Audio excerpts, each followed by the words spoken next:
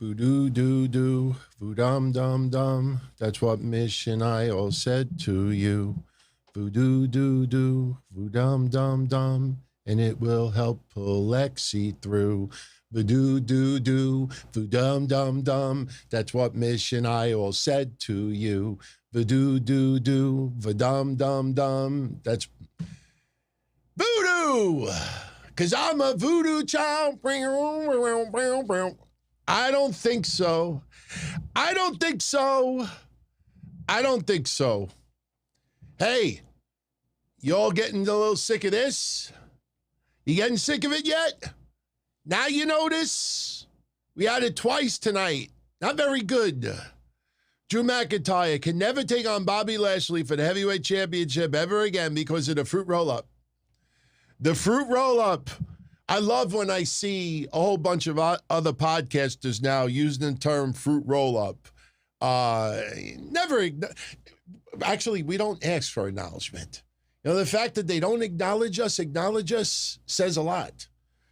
Good evening, everybody. It is Sunday night, Father's Day, June 20th. I had to double check the date. 2021. I am Dante. Okay. All right. I said I would not wear the shirt unless Sami Zayn won a championship, but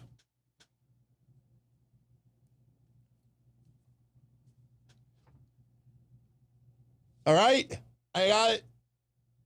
Hey, Karma. You know I love Karma. Awesome Kong also, but you know I love Karma. I always tell those stories of Karma. In the end, people get it. Hope everybody's having a good night. I'm kind of anticipating a very rapido post-show of Hell in a Cell. 6 matches. I think it was lacking Roman Reigns tonight, needed Roman Reigns. Obviously, they wanted to put the focus on Drew McIntyre never going for the championship ever again. Because if Roman Reigns would have closed out Hell in the Cell with Drew, the second to last match, I think some people would have been like, I don't know. So, thank you, Dick. Thank you, Dick. Dick Masterflex. Let's talk about this pay-per-view. I'm going to get into these matches quickly. There was only 6 of them. Pre-show also. And then for a few minutes, if you would like to call in and give your thoughts on the pay-per-view, you know, right to the point, what you liked, what you disliked, we'll do calls at the very end. Don't forget, tomorrow, Mish and I will be here for Breakfast Soup Raw. Yours truly got invited once again to Thunderdome. So if you notice, the Deli Man mask is still off the head. I have it airing out right now with a little fabric softener sheet inside it because tomorrow night it looks like I'll be doing Thunderdome again. If any of you tuned in on Friday and did not see yours truly in Thunderdome, I posted one screenshot on Twitter. Few of you sent me some doozies that I didn't even know were on there. There was one point where yours truly was seen in 3 different screens, 3 different videos because I wore Deli Man. So, yeah, Deli Man with the Mets jersey, I tell you, really stood out nicely. That blue really stands out. So I have it in the washing machine. I'll probably wear the same thing again. Acknowledge me. Anyway, my immediate thoughts of this pay-per-view, because it just went off the air literally 2 minutes ago. It's the last pay-per-view with Thunderdome. It's the last one. It's the last WWE pay-per-view with Thunderdome. It lasted about a year, a little over a year. Remember, it didn't start immediately after COVID. You know, this was something that I don't think WWE ever expected they would need to do. It had a nice run. Now it's time to go back to live fans. Now it's time to organic, authentic reactions. They're still going to try to play with the soundboard. We talked about it on NXT TakeOver. There were a couple of times where they failed miserably. They probably won't need to do it all that much when you got 10, 15, 20, 70,000 fans in attendance. But they will try again. And the Alexa, oh, by the way, when I was singing before, somebody asked, why does that song sound familiar? That's The Police, Do-Do-Da, or something like that. Obviously, I can't play the instrumental. I'll get hit with YouTube copyrights. So, by the way, I freaking loved the opening of Hell in a Cell tonight. What's her name? I actually wrote it down because I always forget her name. A little tribute to Lynn Thigpen. Remember the opening to the Warriors? Remember that? What did she say back up? Stay tuned, boppers. Yeah, I almost said boopers. Boopers. By the way, two things I want to get right off the bat out of the way. Number one, Michael Cole was trending on Twitter tonight. I checked to see why. I thought maybe he said something that he wasn't supposed to say. I looked, and apparently fans were all in amazement laughing that Bayley heard Michael Cole talking about how Bayley has tried to use the Singapore Canes before, the kendo sticks with Sasha, Hell in a Cell. And Bayley said, shut up, Cole. And everybody had a good laugh at it. Like, wow, she hears everything. Okay. I'm going to do this on Patreon Tuesday. I swear to you, I swear in a stack of Bibles, it is not to do it behind a paywall. I'll post it on Twitter also. You know, something that I have been talking about for about 9 months now, and I still cannot believe that a majority of the WWE universe is not aware of this. All right. And when I did Thunderdome on Friday, and Ted DiBiase was the host, I actually recorded a couple of minutes because some of you out there wanted to know, what is it like? Like, what do they tell you to do? And this, and even though I've kind of explained it all already, I thought it'd be pretty cool. You hear Ted DiBiase telling everyone, all right, everyone, how do you see? Cheers, cheers. But something else that I've talked about also, and that is when you're home watching SmackDown Raw, the pay-per-view, and you hear noise, that white noise, that consistent sound throughout the night with some occasional piped-in chants, the fans, I mean, the wrestlers do not hear that in the building. Once in a while, you will catch WWE with a little bit of a production snafu, and you will hear the wrestler talking in the building, and you hear this awful loud echo, and you realize that what she's saying, you could hear it in the back. So whatever the announcers are saying at ringside, the wrestlers in the ring hear it. They don't hear the crowd noise. They don't hear the piped in stuff. On occasion, they will play the piped in stuff in the arena. I'll give you a perfect example. Daniel Bryan. Imagine him going out there and going like this, and he can't hear the soundboard, and it sounds like this. Yes, yes, yes, yes, yes, yes, yes, yes, yes, yes, yes. You know what I mean? It's got to be in sync. So he hears the soundboard. Yes, yes, yeah. So that's the deal. So all these people in a maze today, welcome to Thunderdome since day one. The second thing, the piss missile that people heard Pat McAfee say, that is a baseball term. There's a couple of different definitions of it. I will tell you that the term piss missile was used before when Adam Cole and Pat McAfee were starting off their feud. If you do a little bit of a check, yes, on a WWE pay-per-view with the whole WWE universe tuning in, saying piss missile is something that's probably not condoned, but it is a term that you've heard before, and it is a baseball term. So if you go online, you actually could get a couple of different definitions. Go in Urban Dictionary. They'll probably give you the best definition of them all. So shout out to everybody who is live tonight. I hope you're all doing good. I hope your weekend was good. As I said Friday, I say it again now, happy Father's Day to everybody out there. For those who are dads, for those who have their fathers with us or in the heavens looking down, You know, my sincere happy Father's Day to each and every one of you out there. You know, for those that are no longer on this earth, like I always say, you know, your parents truly never die if you continue their legacy through your life. And I know this is, you know, real talk for a second, but, you know, it's worth saying. You know, there's so many things that I still do because of my grandmother, how she was when she was alive. She died in 1991. And because of her, I'm doing this show, because she's the one that got me into wrestling. But there's a lot of things that I do that are reflections of my mom and my dad, and I'm very thankful that they're still on this earth. There's been a couple of times over the last couple of years that we thought that was it. It's not fun to have a doctor tell you multiple times that your mother's clinically dead. It's not fun. You know, my father, you know the deal that happened earlier this year. I don't need to get into it again. So happy Father's Day to everybody out there. Much love. Much love. So we're 10 minutes in. Let's get right to the point. Hell in a Cell today. Not a bad pay-per-view. 3 hours about. Not bad considering 2 Hell in a Cell matches. I will tell you that my immediate instinct, my immediate thoughts of this is that the SmackDown side killed. They did their part.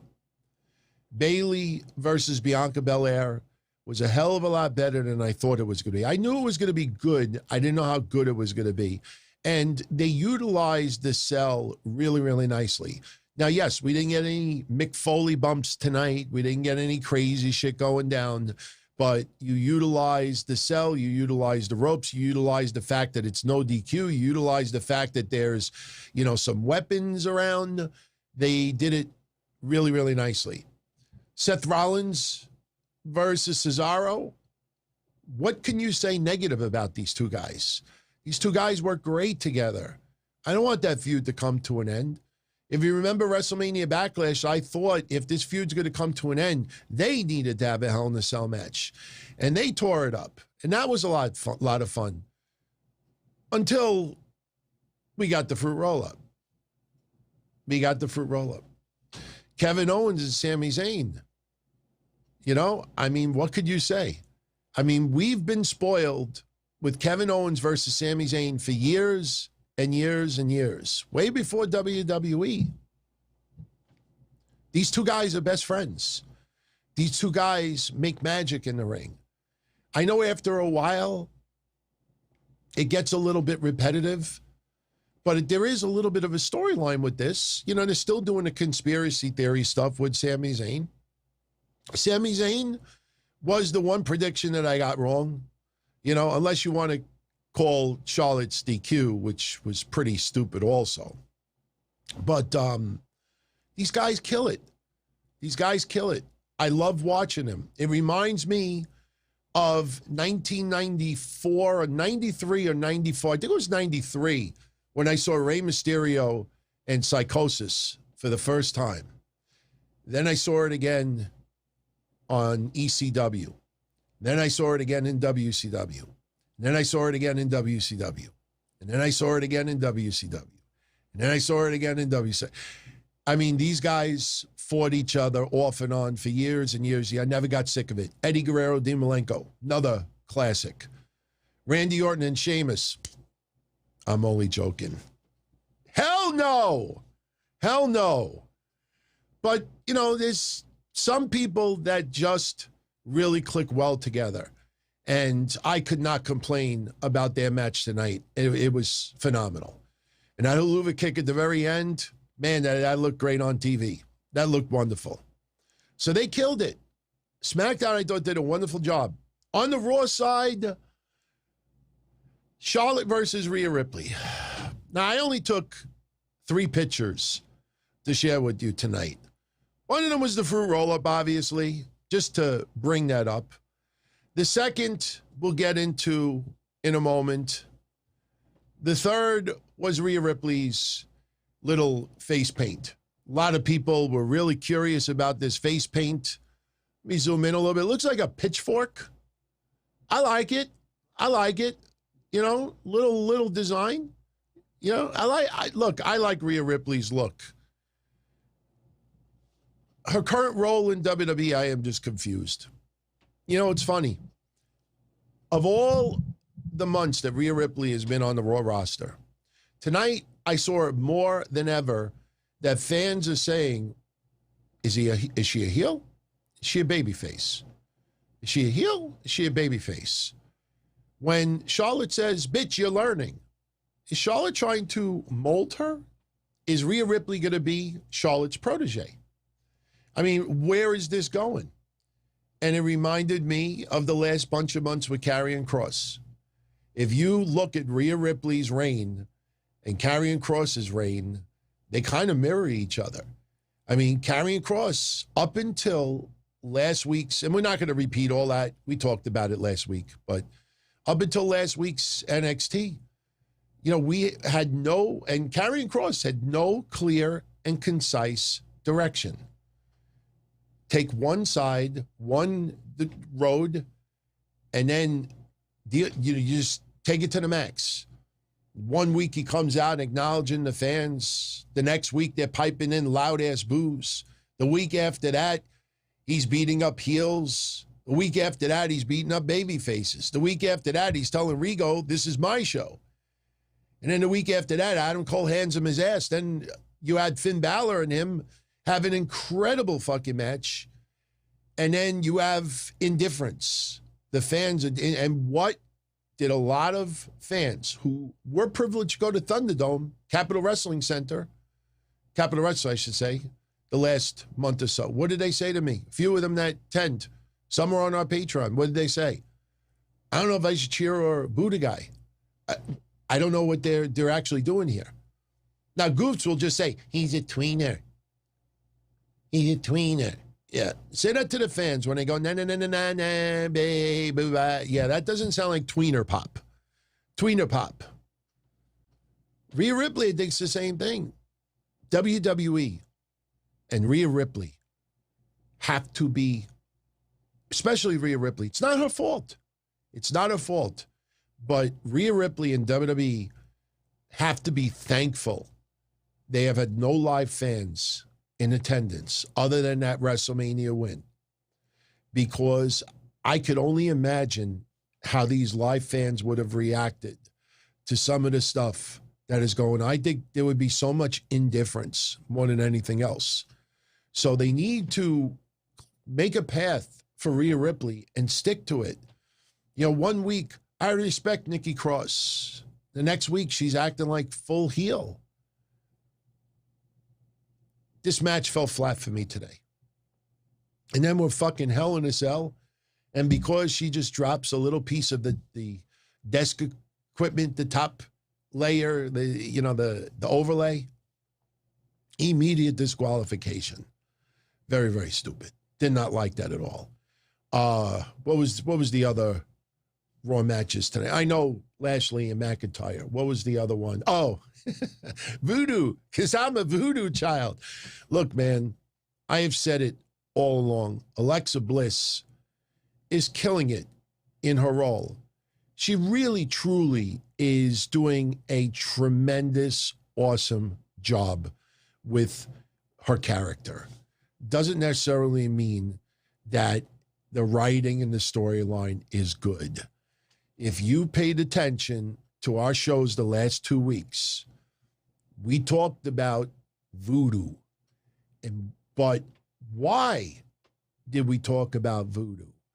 Because we said to everybody about a month ago, I remember clear as day, and I know a lot of you as well, that we're about to get live fans back in attendance. And all of this pre-recorded stuff in Thunderdome with Alexa Bliss, going to a commercial break and coming back and she's got a whole different dress attire on, having like things pop up in the ring that weren't there before, having things drop down from the ceiling in the ringside area, not the back, because you could do pre-recorded stuff in the back whenever you want. In front of the live fans. Even when Cesaro, did anybody ever ask themselves, that doesn't know Thunderdome all that well? When Cesaro was behind Ding Dong the door, the Ding Dong door. Remember Seth opened the door and there's Cesaro? everybody behind the door on Thunderdome. They couldn't see Cesaro climbing up, running down the rampway, crawling around the ring, and then going up the side of the apron behind the door, waiting for Seth to open it. That's because every single person, and I'm sorry for being a broken record, but every single person that is in Thunderdome, what they see is what we see on TV. That's it. You can't do these things anymore with Alexa Bliss. So what they're doing is they realize, okay, we can't pull off, Randy Orton regurgitating in the ring with the chocolate syrup or whatever it was, the chocolate-covered water. We can't have, like, Shayna Baszler have, stuff coming from the eyes and everything like that. I told you, I feared the goofy Naked Gun stuff. And the only reason why I brought up Naked Gun is because I watched it again for the 855th time a couple of weeks ago. Ricardo Montalban. Now batting for Damian Sandow tonight, number 3X, Nia Jax. Number 3X. Nia Jax doing her best Damian Sandow impersonation. Remember the mids in the ring? Punch. Damian Sandow outside the ring. Punch. Alexa Bliss. And here's Nia Jax. I bet you Nia Jax was probably saying to Alexa Bliss, I just thought of the idea. I forgot to bring props tonight. We'll do it tomorrow. We'll come up with things that Alexa Bliss should have done in the ring that Nia Jax would have approved of. And we will mimic it tomorrow. In fact, you know what? Tomorrow night, announcing it now. Sorry, Mish. Tomorrow night, Mish is going to play Nia Jax, and I'm going to play Alexa Bliss. And everything I do on the screen, he's going to have to mimic. But Reginald, he got his.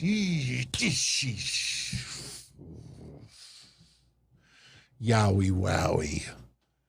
So they can't do the stuff they did before. So now we do the voodoo. And her no-selling stuff, man, look. The problem is that she was under the spell of the Fiend. Then she was under the spell of a doll. And, I'm sorry, like, I could understand adrenaline. You get punched in the face and you have adrenaline, you may not even feel it. It might piss you off even more. And I'm sorry, Dad. Why am I looking up? He's still here. I'm sorry, Dad. I love you. When I was a kid and I misbehaved, I got hit with the strap.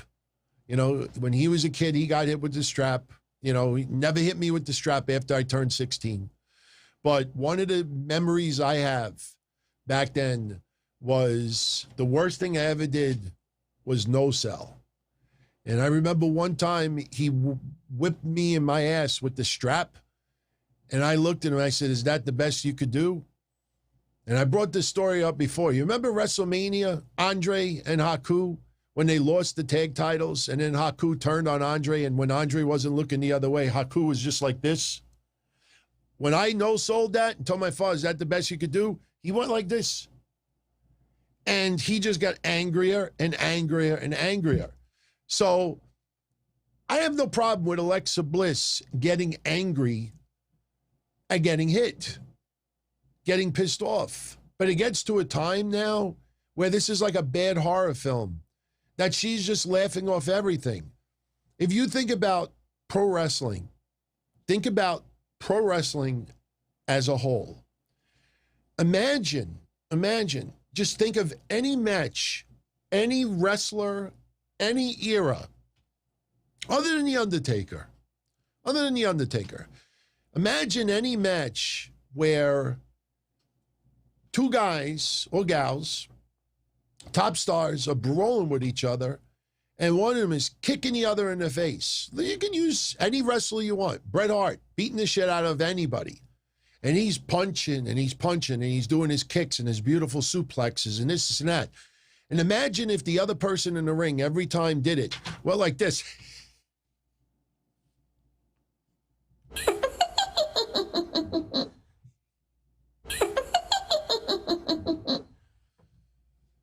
Wrestling would be closed, dead in the water. That's just no-selling nonsense. Seriously. I mean, I could understand, and selling some of the pain, but it was just overboard tonight. It was overboard. Shayna Baszler is doing all this torturous stuff to Alexa Bliss.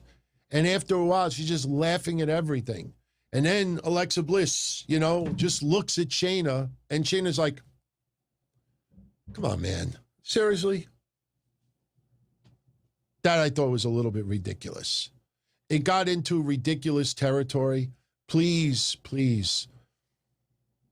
I said this on Friday, and you're going to hear me say it 1,000 times again over the next couple of weeks. The next 5 months to close out 2021 for us wrestling fans is going to be probably some of the greatest 5 months of wrestling that we have had in a couple of decades. I mean, look, I've been a fan since '79, which reveals that I'm pretty old. But growing up in the WrestleMania era, when it first came around, the Attitude Era, the Monday Night Wars, ECW, I mean, there were stretches, even if they all went out of business, and like 2004 or 5, the roster WWE had, I mean, you had stretches, you're like, man, it's awesome to be a wrestling fan. The next 5 months, because we're going back to live fans, you're going to see some of the best wrestling that we have seen in a very long time. That's why all of the losers online today are reporting this news that Vince McMahon is admitting that the product is stale. They have no connections to Vince McMahon. The only reason why they're saying that is because they know in a very short period of time, Alexa Bliss will be back. Edge will be back. Some people who have been released early this year and early last year will be back. You will see the draft go down. You will see possibly Brock Lesnar come back. You will see other major twists and turns and swerves and storylines going down. You're going to see people coming up from NXT. You're going to see some big-time changes. And we didn't even talk about AEW. AEW, some of the shit that is being discussed privately, I mean, I can't wait for the people that don't like AEW to make excuses for this stuff. I'm an AEW fan, but I criticize where needed. But AEW is planning on some crazy-ass shit going down this year. The next 5 months are going to be awesome. Trust me. So we have to get through the last 4 weeks of Thunderdome and no live crowds, and they have to let the storylines. Now, I told you all about 2.5 months ago, and I'm sorry for repeating this, but I told everybody about 2.5 months ago that WWE was going to treat this year's SummerSlam as WrestleMania. That's why you had no shocking, surprising returns, debuts, angles the night after Raw, other than the Viking Raiders returning. And by the way, what happened with them? I thought they were taking on AJ Styles and Omos tonight. I mean, I know we didn't cover it on the predictions Friday, but I thought maybe last minute pre-show kickoff something. But so you got to just stick it out for 3 to 4 more weeks. Let some of these storylines now take shifts. I still believe that Kofi Kingston versus Bobby Lashley is your next feud leading into Money in the Bank. All right, maybe it goes beyond Money in the Bank. I don't know, but I think that is going to be an upcoming feud also. SummerSlam is going to be so tremendous, and that's where you're going to see a lot of things coming together. So for tonight, we got Hell in a Cell. Some things came to a conclusion. Some they're trying to repair. Rhea Ripley and Charlotte, they're trying to repair, obviously. This is not done, not by a long shot. But the women's side tonight, like I said, Raw, I kind of feel everything fell flat. The main event, Bobby Lashley versus Drew McIntyre, they worked their asses off. They told a great story. MVP getting involved, kind of expected. I was still holding out hope that maybe Brock Lesnar makes an appearance or somebody shows up and just major swerve just to end up with the fruit roll-up. I mean, that just kind of fell flat for me. But we'll talk about the matches. We'll fill in the blanks. And like I said, if you'd like to call in and give your quick thoughts about tonight's pay-per-view, absolutely. We'll do that in a few minutes. So the opening tonight, a little tribute or a little play on the Warriors. If you take notice, some of the satires or tributes or things that they have done seems like a lot of 70s and 80s. I don't know if anybody has noticed that. Maybe because they know the average age demographic is older, so they're just trying to, get into a little bit of those references. But I love the beginning, kind of, reminded me of the beginning of the Warriors, with, what's her face again? I always forget her name. Lynn Thigpen. She was the one that was at the beginning of the Warriors. Stay tuned, boppers. Yeah, boppers. I keep saying boopers. I don't know why boopers. Dark match tonight. Kickoff show. Let's start that on the screen. There we go. And by the way, we got no shout-outs tonight so far. No super chats yet tonight, but I did change it up a little bit. See? There we go. They switched it up a little bit. Roger Rubio, I kind of owe him one. If you're enjoying the show, I would greatly appreciate it if you take a moment, smash that like button, like, share, subscribe. Much appreciated. Kickoff match, Nattie versus Mandy. Not for nothing, man. If you watch closely the way Dana Brooke talks to Mandy, I don't know anybody in my entire real personal life that ever talks to me like that. She's in the ring, and for some reason, she's always got a poke. It's like, she's like, you can do it. You can do it. You could, like, what are you doing? What are you doing? You try. I don't know anybody that talks like Dana Brooke talks. She talks like, she says like 3 words. And it's probably just mush. She's probably like, bagel cream cheese. Gonna fart. Hit the like button. Just watch what I'm talking about. Go back and look at it. Now, last week they tried to do that skit where they're doing the modeling shoot, Nattie and Tamina. So I'm thinking, okay, maybe Mandy gets a win today from Nattie, maybe the fruit roll-up, because Nattie and Tamina, and we've talked about it many times, WWE, seriously, this would be rated R for violence.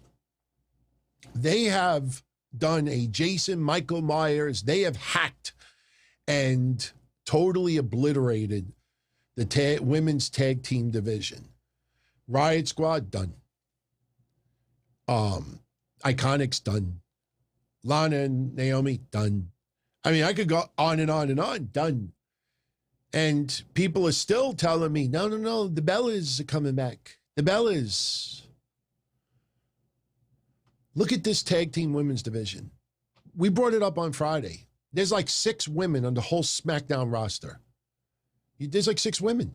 I mean, this has gone nowhere. Nattie and Tamina, who are they going to face? So I'm thinking tonight, okay, Mandy gets an unexpected win, gets a little momentum.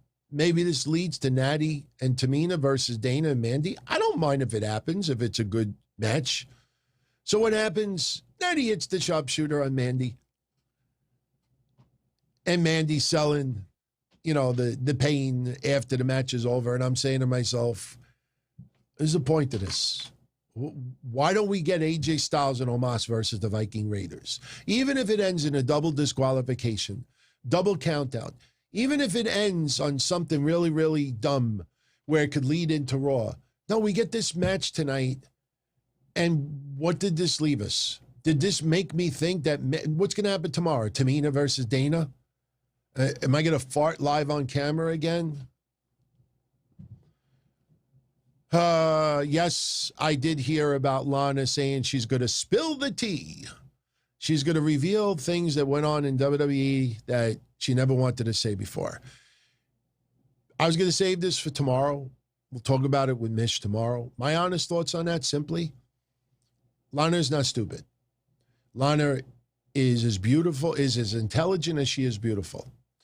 Lana is not going to throw WWE under the bus and ruin any possibility of ever getting a shot again back there. I know there's a lot of bitter emotions right now, but for people out there that expect, I've heard even people say that Lana's going to reveal abuse. She's going to reveal WWE bullying and stuff like that. I honestly don't see that at all. She is not going to burn that bridge. Look at Andrade. People thought Andrade was going, and then Andrade did that one interview. What did Andrade say? One day, I expect to be back, WWE. Not if you completely throw them under the bus. He had every right, as did Charlotte, for the miscommunication about the pregnancy stuff many months ago. But these people aren't stupid. They know where their bread is buttered, and you can't just depend on AEW or nothing else. You got Japan and other things. So I tell everybody, let's wait and see. Let's see what kind of tea is spilled. It might have a lot of sweetness in it. Might be a lot of sugar in that tea. So this match ends. Nattie with the sharpshooter. And I don't even know where this goes from here. I thought the match was just absolutely pointless. It wasn't a bad match, but it was a little pointless in my opinion. Bianca Belair versus Bayley. Phenomenal stuff. Phenomenal stuff. I mean, they used kendo sticks. Bayley used a lot of kendo sticks. We had chairs involved. We had the steps involved. Using the cell itself. And let me tell you something. I see more and more people saying that their favorite announcer in WWE now is Pat McAfee. And the thing I love about Pat McAfee the most is that Pat McAfee, it seems like WWE allows him to be more less scripted when he is reactive. You know, like when Bayley tied Bianca Belair's hair to the rope and Bianca unties it. And Pat McAfee says something simple like, I can't even untie my shoes sometimes. That is something common sense that you and I would say. And a lot of what Pat McAfee says is a lot of instinctive and reactionary of what we would say to something like that. Not to mention, the guy is a burst of energy. The guy acts like he is truly a deep fan.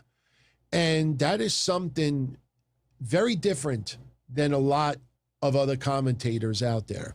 Jimmy Smith, I am really enjoying Jimmy Smith on commentary. Jimmy Smith knows his role. He knows where to pick his spots. He doesn't try to stand out from Corey Graves and Saxton. He takes a step back when those two are clicking with some commentary, or even if they're just bouncing off on each other with some jokes.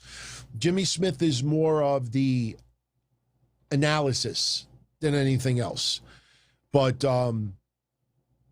you know, pay attention to Pat McAfee's commentary during the Bayley Bianca. You know what was even cool also? I don't remember if it was that match.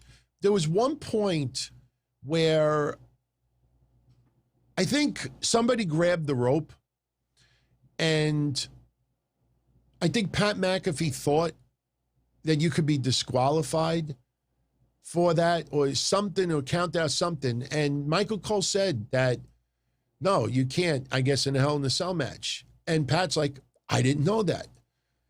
There is absolutely nothing wrong with that. There's nothing wrong with that. Because in some ways, you're educating fans, even if you're intentionally saying something.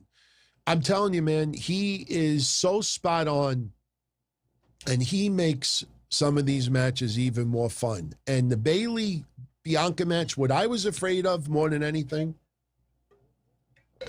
is, see, when you're a bully or you're being bullied, you know, I've always been brought up since I was a kid. My father said to me, 2 wrongs don't make a right. You don't justify bad behavior with other bad behavior. So if somebody's bullying you, you know, I always tell all of you out there that the ultimate diss you could give to people out there is succeed, is to win, is to do what you do. And when they can't stop your momentum, that's the ultimate revenge. So when Bianca is talking about Bayley being worse than a bully, because remember that storyline. You know, I've been bullied, I've been told this and that, but Bayley laughed at me. That's like the ultimate worse. Just to have Bianca come out a week later and laugh her ass off when Bayley's stage got demolished, that's something you're not taught when you're young. You're not taught that when the bully gets theirs, you don't laugh in their face. And that's not Bianca's fault. Obviously, that was the storyline. My point is that what I was afraid of in this match was the lack of like a blood feud. You know what I mean? Obviously, in storyline, you know, they don't like each other and, you know, they're trying to outdo each other. But with all the laughing going back and forth, I don't know how it was going to come across in the cell. And it came across excellent. They had a phenomenal match. That KOD that Bianca did to Bayley on the ladder, I actually replayed it online like 5 times. I couldn't do it on Peacock. No replays there. By the way, I said there were 3 pictures that I brought with me for tonight's show. One was the fruit roll-up, obviously. One was the Ria Ripley little tattoo. And the third one was this. We got to take Bayley and Bianca off for the full effect. Was this. How many of you saw that picture tonight? Were you getting pissed off at that? The CDN era. Oh, my God. People were losing their shit. See, I wish I had the WWE Network still. You see, Peacock sucks. You were inconvenienced for 10 minutes on a pre-show. And you know what was funny about that too? When it happened, I was online and I contacted, somebody in Peacock support. Never thought I would get somebody on the phone. Got somebody on the phone. They said, hey, could you tell me what this CDN error thing is? And they said, oh, it's just a connection to the, WWE building. They said, give it about 10 minutes, around 7:15, it should be up. Just reload or restart your app and you should be good to go. So I went on social media and I let everybody know, hey, if you're getting this error, don't worry about it. Just wait, 7:15, everything should be up. And, a bunch of people thanked me. I don't do it so people could go, acknowledge me. But what I laughed at it was people got mad at me simply because I wrote, oh, by the way, I like dogs. So apparently, is that even a cat? I don't even know if that's a cat or if that's like a little baby tiger or something. All I know is that I like fucking dogs, man. I like dogs. I have nothing against cats. If there was a stray cat here and I needed to take it in, I would take it in. I'm not cruel. But yeah, so somebody said it's a cat. I like dogs. And because I wrote I like dogs, you guys see some people that got triggered. So that's Puss in Boots from Shrek? I must know that. I don't know. Shrek. Puss in Boots. Hey, that's good to know, man. That's good to know. Yeah, actually, you want to know something? Nobody online told me that tonight. So much love. I thank you all for telling me that. But that was a little glitch with Peacock connecting to the WWE building. The live feed, there was an issue with it. It was up by 7:13, and we got programming. Not a big deal. So, anyway, let's put this back on the screen. So these two tore it up. Maybe my thoughts will change by I get to the end. Because remember, we started this post-show 2 minutes, not even 2 minutes after the pay-per-view ended. So right now, my immediate thinking is this match went well beyond my expectations. And I got to tell you, my early thoughts is favorite match of the night. As we get into the other matches, I'll relive them in real time with all of you, and maybe my mind will change. But right now, I say favorite match of the night. I don't think there was any question. Bianca Belair was retaining her championship. Now, I think what we got to wonder is, does Sasha Banks make her return on SmackDown?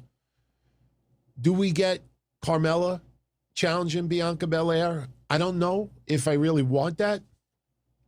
Becky Lynch is making her return. Now, Becky Lynch, is she going to be on Raw? Is she going to be on SmackDown? I know what a lot of you are going to say. You know, oh, no, she's here, she's there. No, you really don't know until she's back on TV. I personally think Becky Lynch might be better for SmackDown. Because seriously, we have already seen the feud with Sasha and Bianca. So revisiting that so soon, you know, I'm not so sure about that. Carmella versus Bianca? Okay, all right, let's say you do that. And then what? And then what? You know, so that's why I say, you know, things are going to be changing dramatically in the next 4 weeks. So right now, I mean, it seems like this feud has come to an end. And they did a phenomenal job. Phenomenal job. I really enjoyed the storytelling. You know, the utilizing of the hair. I know some people online were complaining like, oh, stop using the hair as a prop. I'm like, no, seriously. If any of you out there were in a fight with someone, you know, what, like one of these goofy fights like that happens at like a McDonald's or a department store, they're fighting over the same item. Next thing you know, there's just big brawl going on. Somebody has a chunk of hair like this, you want it to be like a bad Mortal Kombat video game. You want to go, zh, zh, zh. You're going to do everything you can with that hair. To ignore the hair would be moronic. So Bayley constantly going, I'm telling you, I know what I'm about to say. Some of you are going to be like, DT, you're nuts. Sooner or later, I don't know when, but it'll be probably one of Bianca Belair's biggest feuds that she'll ever have in her career. Somebody is going to cut that hair off. Somebody is going to cut it off. I don't know when, I don't know where, and I don't know why, but that hair, she will not retire with that hair. And you know what? That hair, you know, I don't know if it could be donated. I know Locks of Love, you know, I don't know what the, you know, what the details of that goes.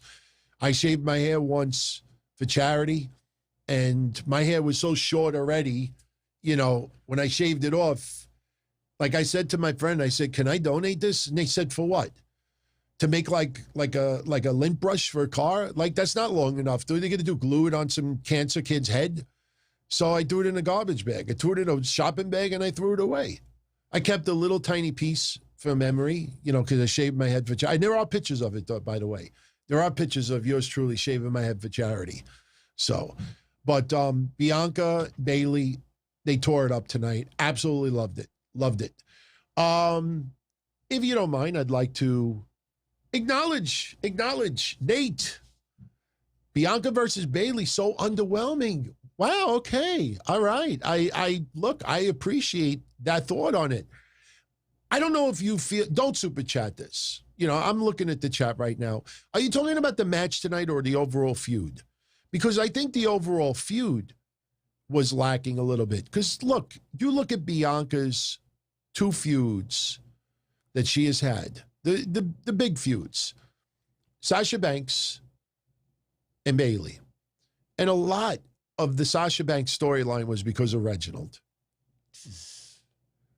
And then you have Bayley. And a lot of it was laughing. It was a lot of laughing, bullying. I mean, I have no... I'm looking... Okay, Nico says the feud is garbage. But I want to hear from Nate.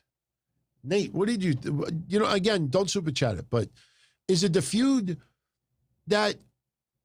Yeah, he says all the buildup and all the laughing. I agree with you, dude. I mean, you know... Bianca Bel-Air, I tell you, man, I know some of you will agree with me when I say this. You look back at her NXT stuff, and you look at it now, and you say to yourself, man, she was destined to be a huge star on the main roster. She should have almost jumped immediately. You look at that infamous picture that they show her, Rhea Ripley, and Raquel Gonzalez from a couple of years ago. And even back then, Bianca Belair, there was something special about her. And the thing is she's told her story. We've seen it. We've seen all the videos and, you know, a lot of the interviews and everything that led up to it.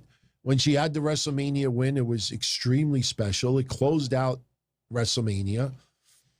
And to keep reliving the bullying storyline, I tell you, I understand why you never walk away from a bullying storyline. Like, you always keep that thought on the table for wrestlers, because bullying is still a very serious thing today. A lot of you that are younger out there that never did MySpace, you know, one of the biggest downfalls of MySpace back in the day was bullying. They didn't even call it bullying at that time. I don't remember the girl's name. Major props. I'll give a shout out to anybody who remembers the girl's name. But when we were doing MySpace back in like 2004 or 5, there was a woman, a girl, that was being bullied on MySpace to the point where she killed herself. And all of a sudden, all the parents out there, you know, were all concerned about their kids and what was being done to them online, verbally, the bullying. Then you had to worry about predators and people pretending to be 13, but they were 53, 63.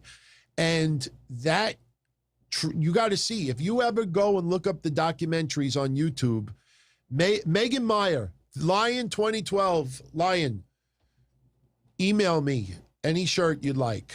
I don't care. It could even be a podcaster I hate. Email me your choice, size, shipping address. I'll do it for you tomorrow, my friend. Megan Meyer. If any of you out there don't know the story about Megan Meyer, look it up. I have watched a lot of documentaries over the years, and the one thing I always remember about MySpace and Facebook, if you watch them as they going by the years, if this is, let's say, like 2004 or 3, and this was MySpace, and you would have it like this. You'd have Facebook consistently going this way. Yeah, it's kind of easier.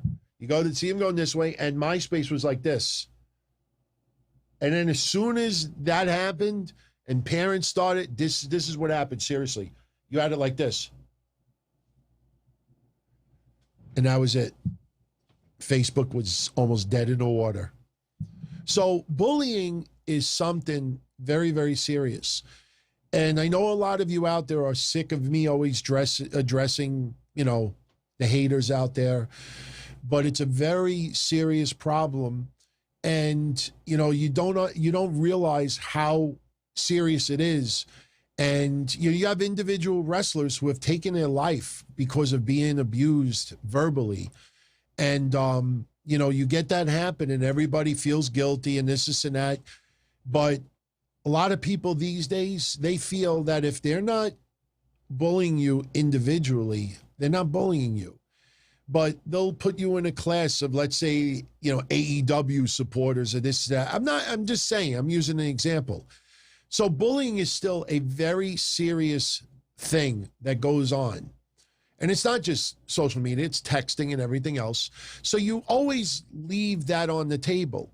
But there's got to be a point with Bianca Belair that you get away from, you know, when I was younger, this happened to me, and when I was a kid, this happened to me, and when I was younger, this happened to me, and don't laugh at me, don't bully me, don't yell at me, don't bully me, don't bully me, don't bully.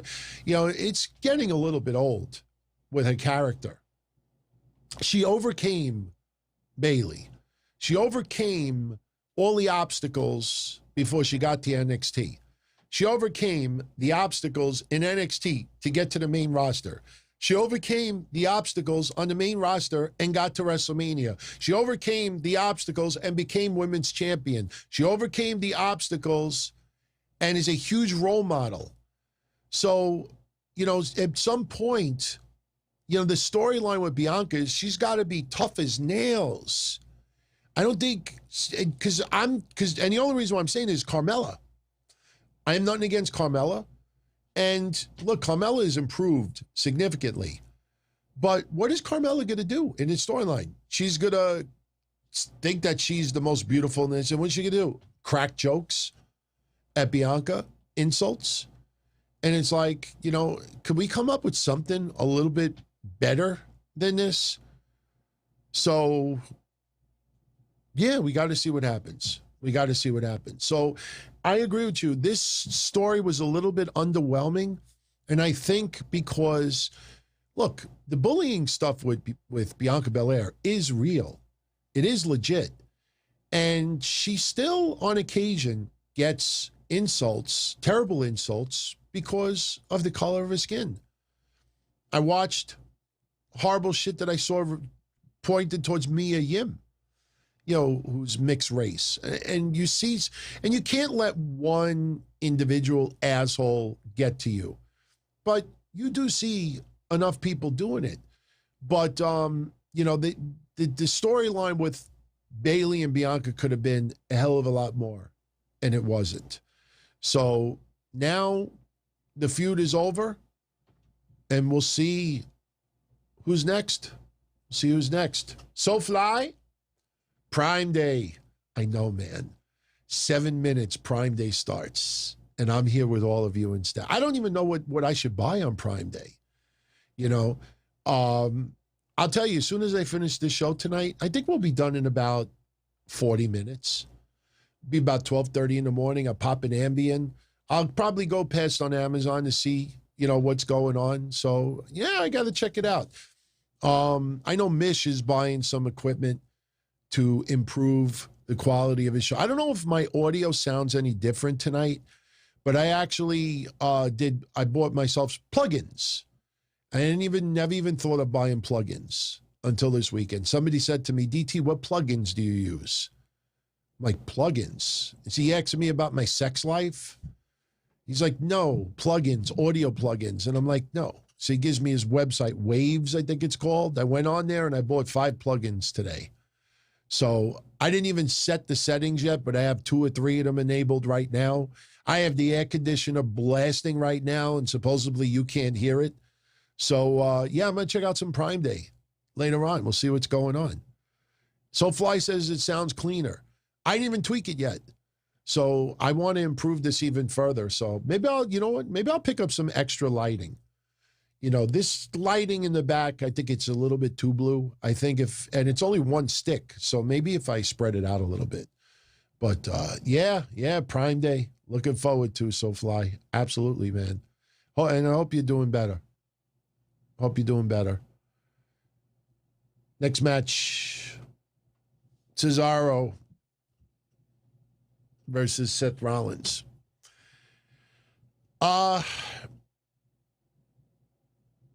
This match didn't do anything different that we haven't seen before, other than Seth attacking Cesaro as he came out for the match. Sam says the sound is good, leave it alone. All right, maybe I'll leave it alone. Yeah, I'll double check it to make sure if I can make it even better. But you know what? Since I didn't touch anything, if I fuck it up, I'll just hit default. Right? Hit default. Seth Rollins versus Cesaro. I kind of like their WrestleMania match a little bit better.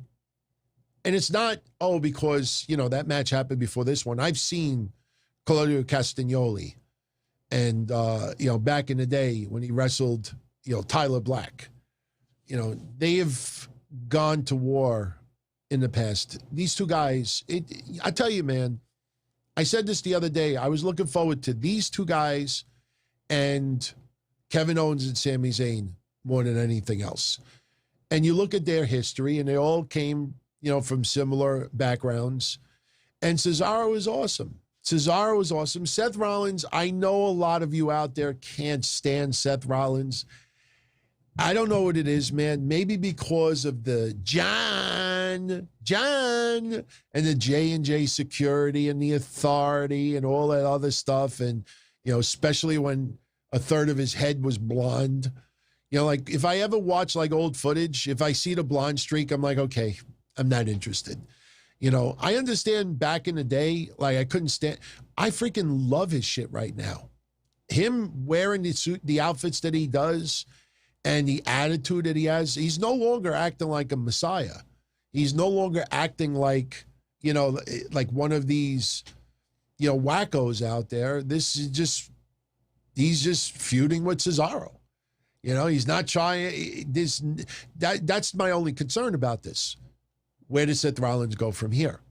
A lot of people were talking about Seth Rollins versus Roman Reigns a month ago. They were talking about it, and they didn't even understand why they were talking about it. They just heard somebody make that report that WWE is planning Cesaro versus Roman Reigns at Hell in a Cell. Then it's Cesaro versus Roman Reigns. It's being planned for Money in the Bank. They had no basis on it. They just saw someone else say it. So they're like, oh, I heard. You heard nothing. You heard nothing. So these two guys killed it. Lee, what's going on, man? Lee, once I get the confirmation, I want to reveal a little bit now. Any of you out there live anywhere around Washington, D.C., let me hear you. Because might actually be making an appearance in Washington, D.C. Not government. I don't like politics anymore. I stay away from it. I don't like it. Even if Trump was president, don't like politics anymore. So if any of you out there in the Washington, D.C. area, reach out to me, because we might actually be hanging out there in the very near future for something specific. So not going to say anything else right now. Don't want to jinx it. But Cesaro and Seth Rollins, great match tonight. Kind of wish, how long did they go? They went, did I write it down? I didn't write it down. Fuck. I wish they would have gone a little bit more. I do remember their last match, I said they should have gone a little bit longer also. Cesaro, anybody notice more and more now that Cesaro stops the swing a lot sooner? Because almost every time I've seen him do it, with the one exception where he did 21 times on Rollins, but a lot of the times that he's been doing it in the last couple of months, almost every time it's been less. It's been like a dozen or less. You feel like he's just getting started. Back when we would see him do it, he would get to a point, you'd be like, okay, he's going to stop now. And then you realize he's just getting warmed up. I don't know. It could be maybe the wrestlers on the recipient side. Trust me, you could close your eyes. You could think about, what you're going to eat later. You could think about loved ones. You could think about something funny. You could just think about, anything, get your mind off of the fact that you're being spun around from Cesaro. You still feel it. You still feel it. That's why he puts them in the sharpshooter immediately after. That gives that other wrestler a break so they don't have to get up and go. Like me when I used to go home drunk, But it seems like Cesaro is starting to cut back a little bit on the swings. So I don't know if that's something with him that he can't swing it, pun intended, like he used to, or maybe some of the wrestlers can't handle it like he used to. But it was a fun match. It was a fun match. I enjoyed it very much until the very end. The fruit roll-up. I know it's cut off a little bit, but the fruit roll-up, that's something that I made you all aware of about 6 months ago. We have an excessive amount of fruit roll-ups being done now in AEW and WWE. Whenever they want someone to lose, and it's someone of high stature, and they just want the win to feel like they didn't eat somebody's finisher, and it's like, oh, out of nowhere, they fall back on the fruit roll-up, and I freaking hate it. I hate any variation of it, because it's like, I know we've always had roll-ups since I was a kid watching wrestling, but it is so excessively used now. I mean, that's why everybody takes notice of it now. But I loved their match. I wish it could have gone on longer. Yeah. Cesaro stomping on the arms, and then the fruit roll-up. Match over. That doesn't feel like the end of their feud. That's the thing. A fruit roll-up should not be Think about this. Tonight should have been the end of the feud of Cesaro and Rollins, Drew McIntyre, and Bobby Lashley. And both matches ended on a fruit roll-up. That's not the way a feud, especially at a Hell in a Cell pay-per-view. I know Rollins and Cesaro was not inside the cell, but when you have a culmination with a feud, there should be a defining moment. Some amazing bump, even if someone can't answer the count.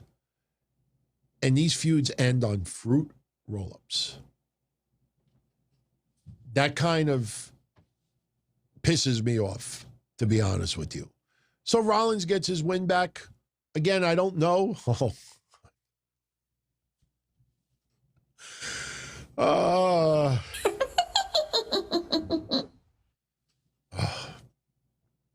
getting agita thinking about it. Their feud might not be over yet. Maybe they fight in the Money in the Bank ladder match. In fact, I'll even make a prediction. Cesaro and Seth Rollins will be in the Money in the Bank ladder match. You watch. You watch. Thank you all for spending some time with me tonight. Once again, if you don't mind, if you're enjoying the show, I'd appreciate it if you smash that like button. Like, share, subscribe. Like, share, subscribe. Let's talk about this. Yeah, that. Like I said earlier, please remember what I said.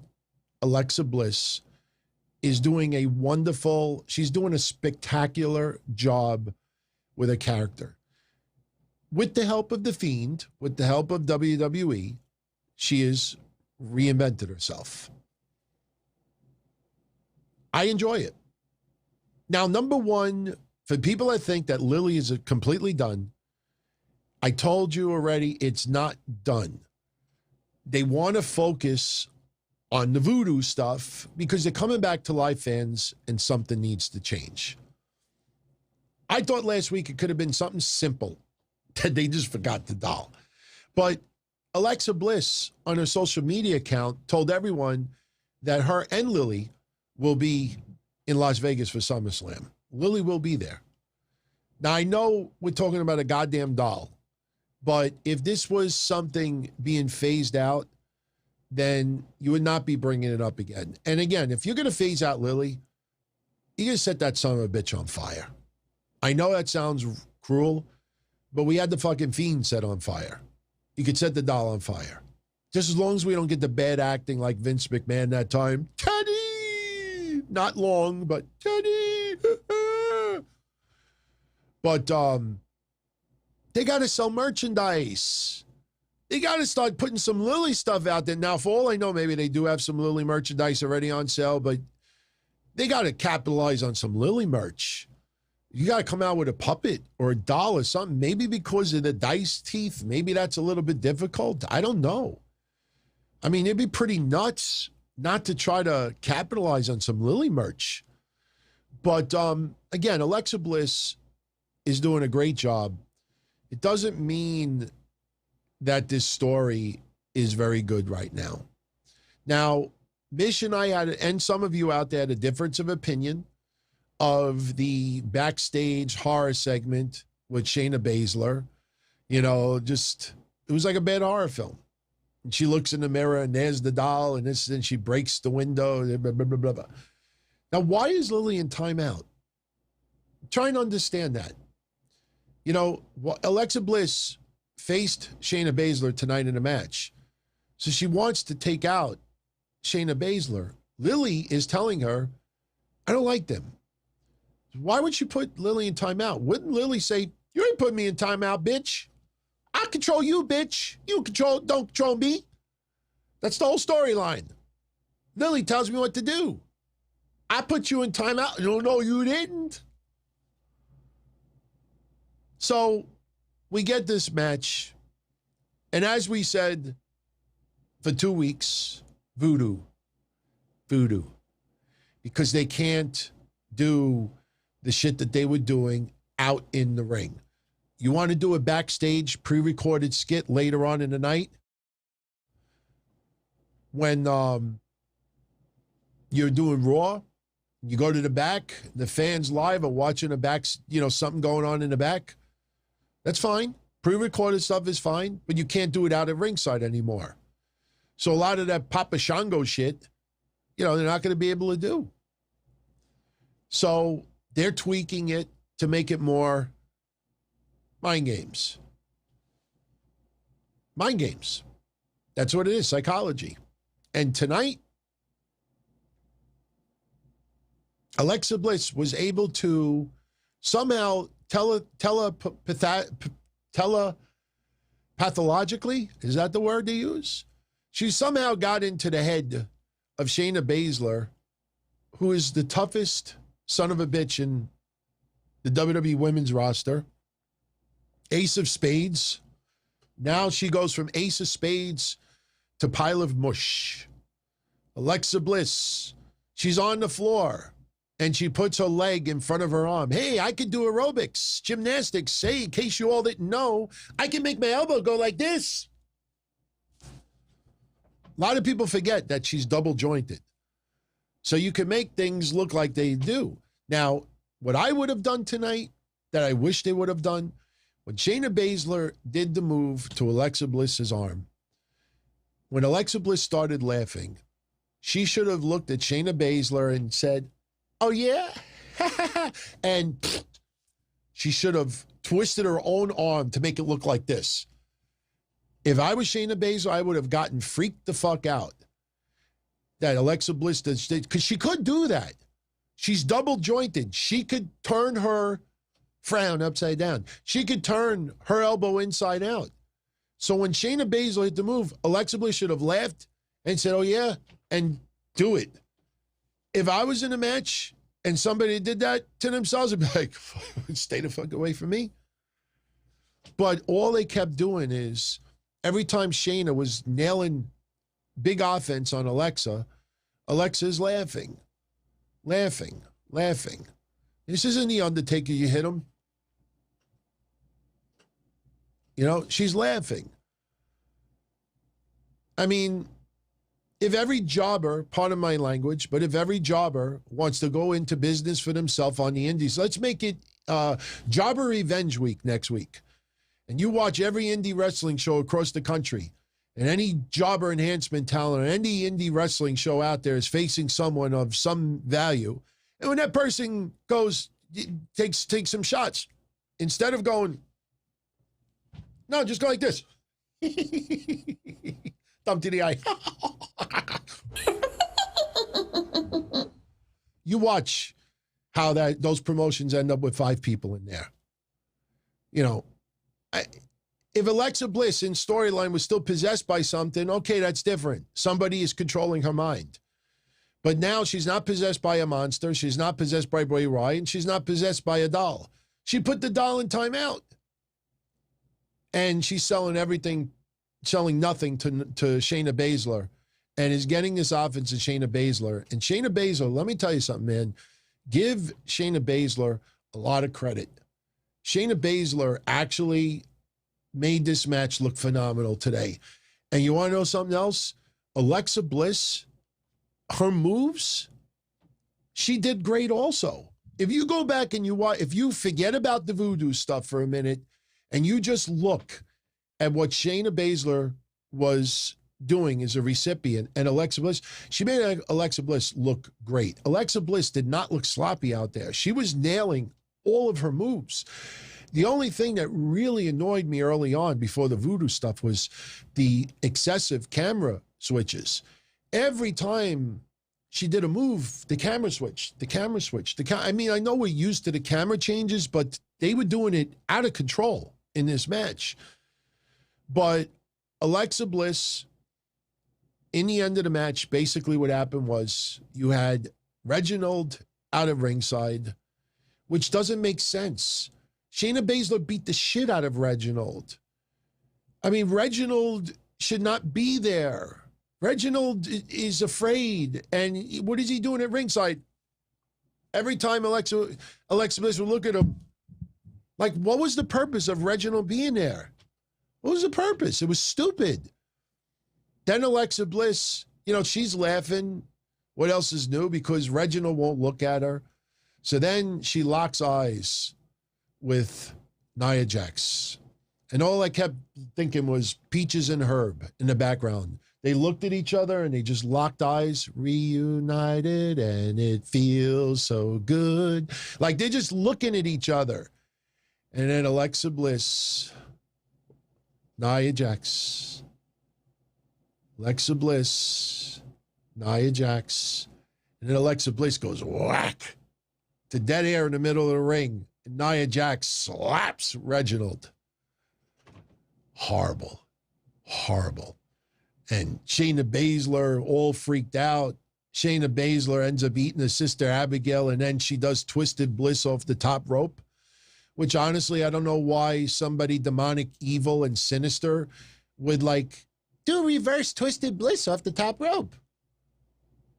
But she gets the win. She gets the win. And we got voodoo. Voodoo. Voodoo. Hence, voodoo, doo, doo, ba-dum, dum, dum.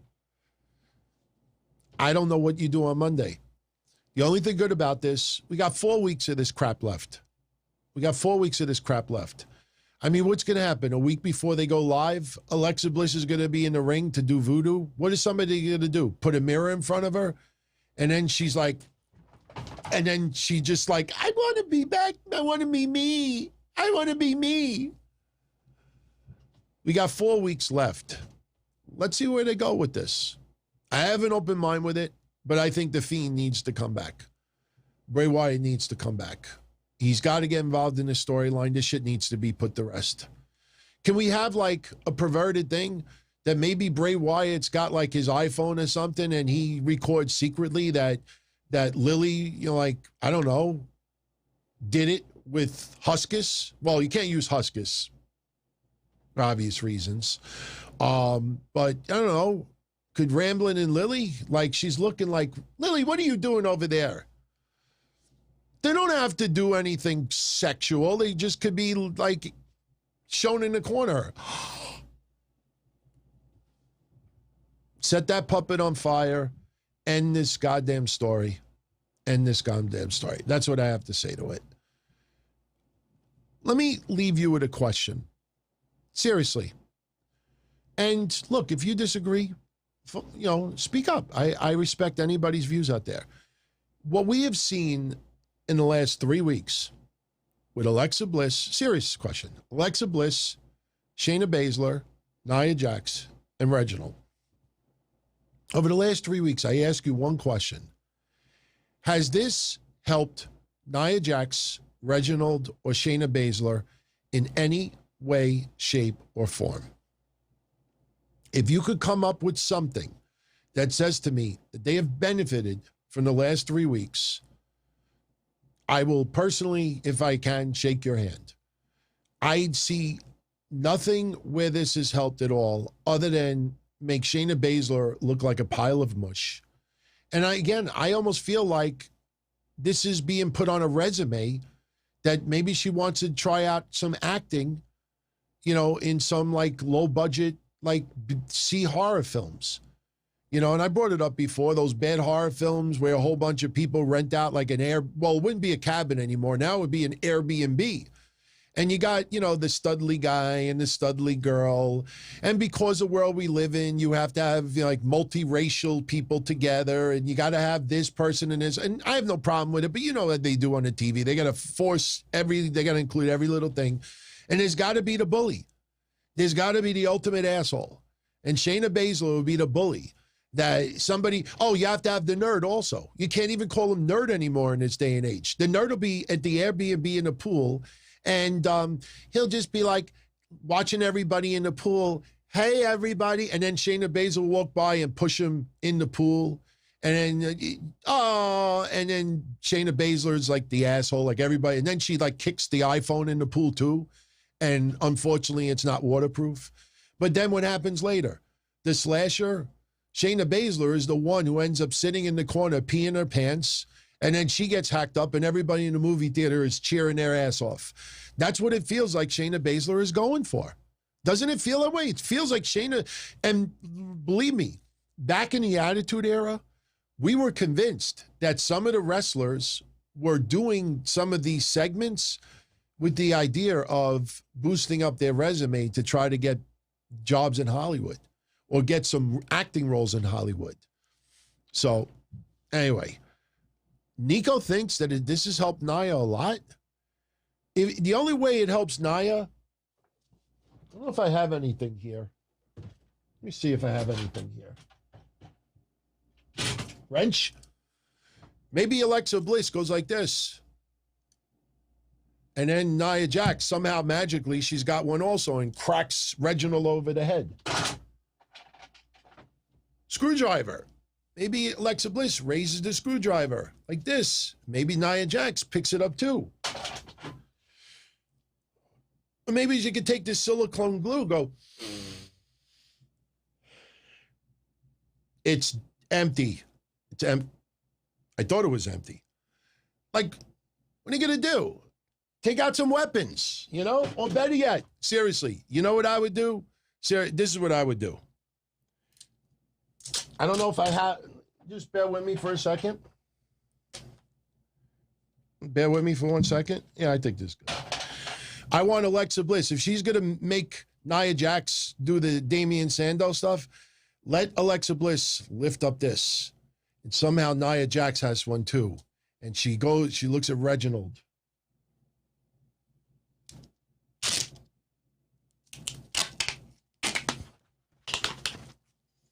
Let that son of a dick shut the fuck up. It's Arcade du Soleil.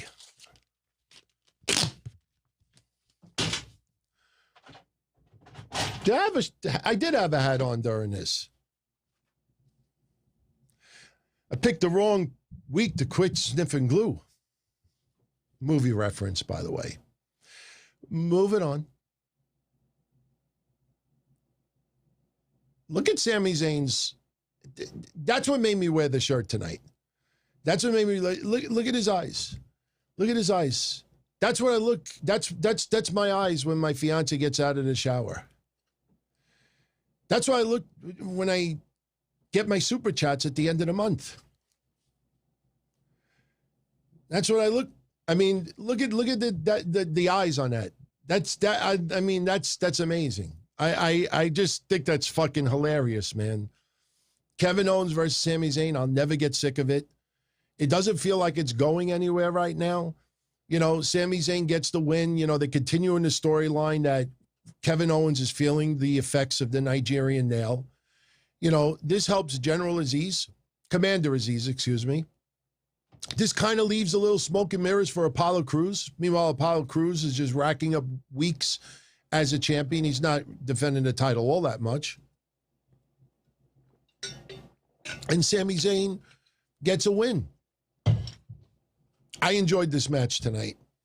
This match was excellent. I mean, this had a lot of old school feel to it. When Kevin Owens with the headbutts and Sami Zayn, they're just looking at each other and just exchanging shots. Sami Zayn with a little bit of a bloody mouth during this match also. Chris Segovia, you can stop laughing. I know some of you are getting sick of that. Look, if you all having a good time, man, smash that like button. No, just trying to keep myself in a good mood. I mean, this pay-per-view was okay. You know, look, honestly, it is a little nostalgia. This is the last Thunderdome pay-per-view. Next is Money in the Bank. Was it July 16th? I think it is. I think that's July 16th. Did I write it down? I don't even know if I wrote it down. No, July 18th. I did write it down. That's it. No more pay-per-views in Thunderdome. So that's a big deal. You know, we're going to finally start getting back to a little normalcy, you know, as far as wrestling fans are viewing. So that's a big deal, man.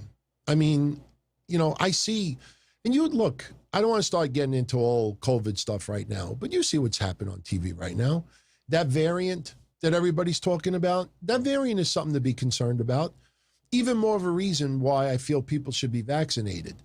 But the thing is they're trying to even make it seem like that it's risky for people who are not vaccinated with this variant. There's always going to be things that could hurt us. You know, carbon monoxide, this and that. You can't live like that. You got to be careful.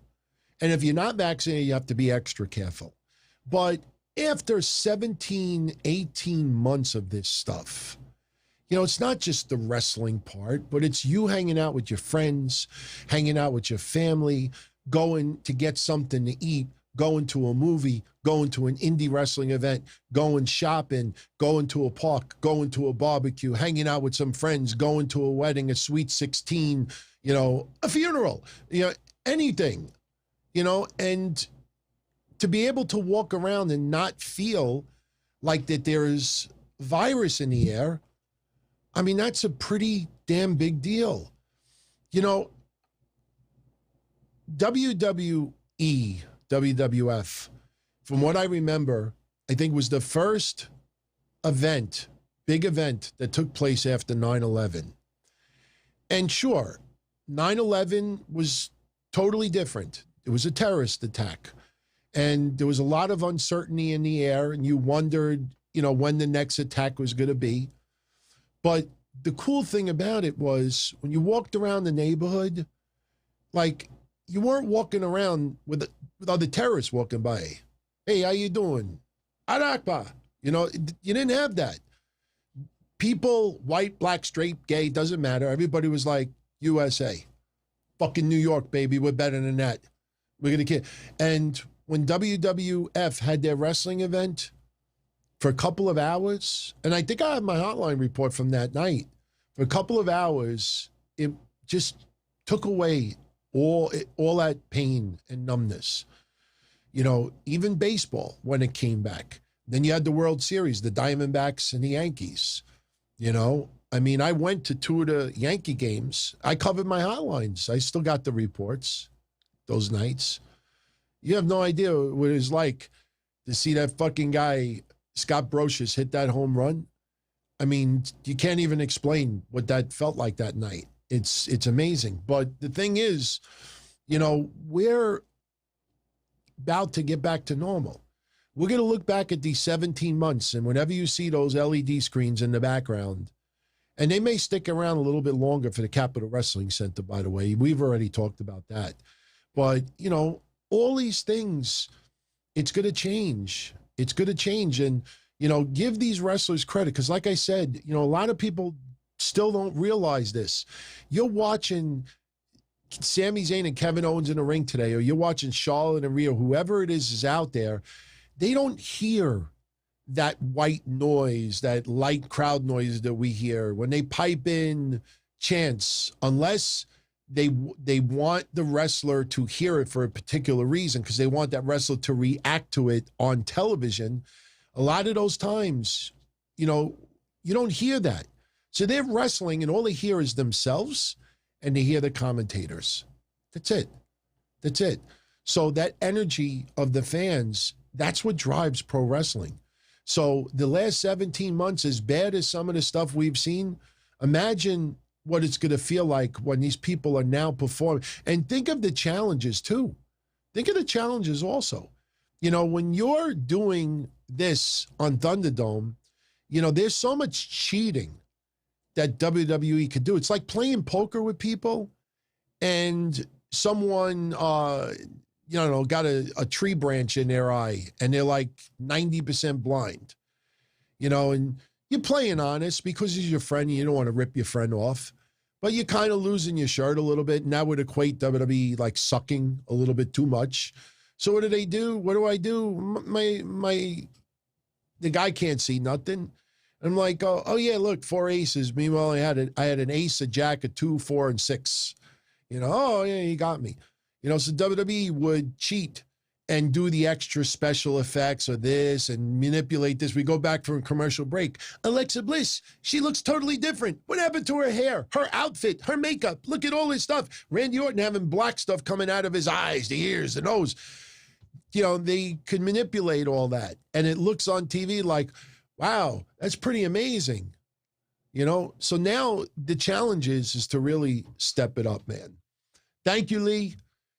And yeah, I will ask you once again, if you're enjoying the show,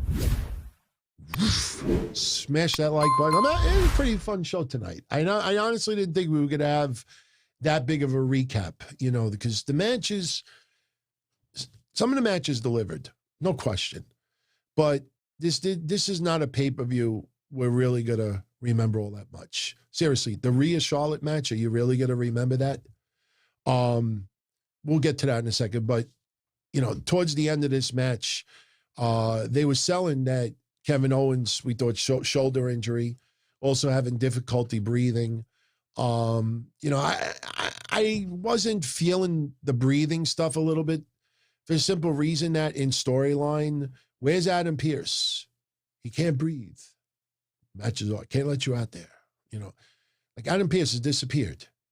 He had to take a massive dump all night long tonight. Nowhere to be found.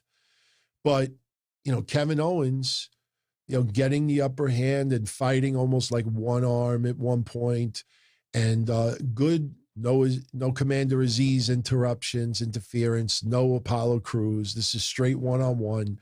And again, when these two guys face each other, they love it, man. They love it. They are having a ball out there. And in the end, I honestly thought when Kevin Owens hit the stunner outside the ring, I thought that he was going to win. And the referee got to 9, and there was the extra pause between 9 and 10, and Sammy got in the ring. And even Pat McAfee brought it up. He's like, I know people always remember that pause, the extra pause between 9 and 10. It is what it is. But Sami Zayn with an awesome-looking haluva kick, and he pins Kevin Owens. He gets the win, and, he was bleeding from the mouth a little bit. He goes to ringside. I don't know what it was with Michael Cole. And maybe Michael Cole was a little bit too paranoid with the blood. And I don't know what it was, but, when Sami Zayn was on Pat McAfee's headset, so Pat McAfee allowed Sami Zayn to talk a little bit. And Michael Cole, it seemed like he walked up to walk to the side. I don't know what that was. I mean, I know Sami Zayn was talking trash to him, but a lot of people talk trash to Michael Cole, and Michael Cole just sits there and takes it. So Sam says that there is an Alexa Bliss Lily Authentics shirt. There is a sweatshirt and a hoodie. All right, so they got some merch out there. Good. They really need to push it a little bit. I'm a little surprised they haven't done like a little segment with Alexa Bliss on TV telling everybody to buy my Lily shirt. Why not? You don't have to have Doc Hendricks say, we got a prize for you. Do that with Alexa Bliss. I think there's a lot of people who'd be like, holy shit, I want one of those.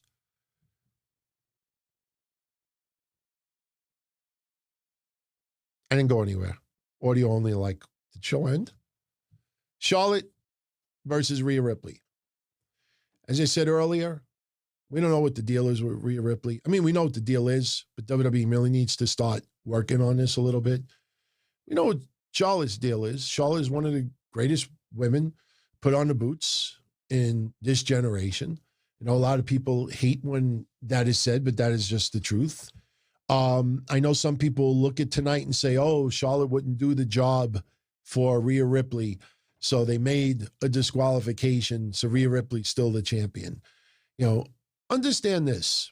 WWE is the one that makes all these decisions. I'm sure Charlotte has pull because of who she is, but it's WWE who makes the final decisions for everything. And, I think that's something that a lot of people forget. So if you're angry tonight that Charlotte was not pinned, so Rhea Ripley could keep her title, get mad at WWE. Don't get mad at Charlotte. This match was okay.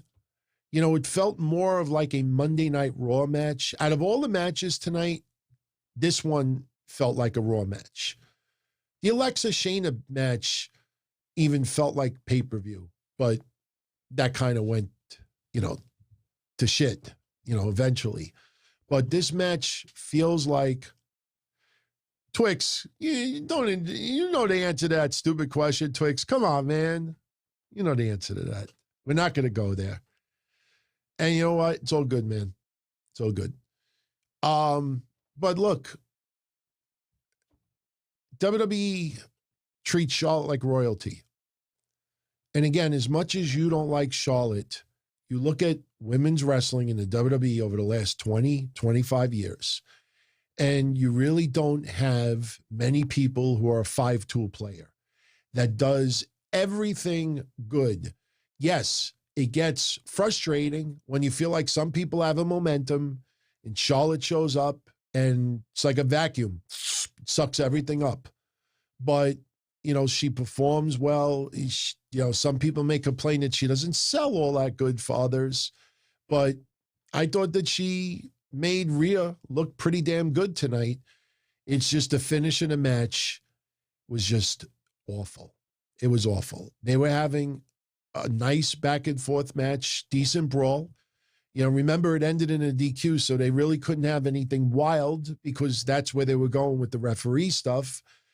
And, some people pointed it out.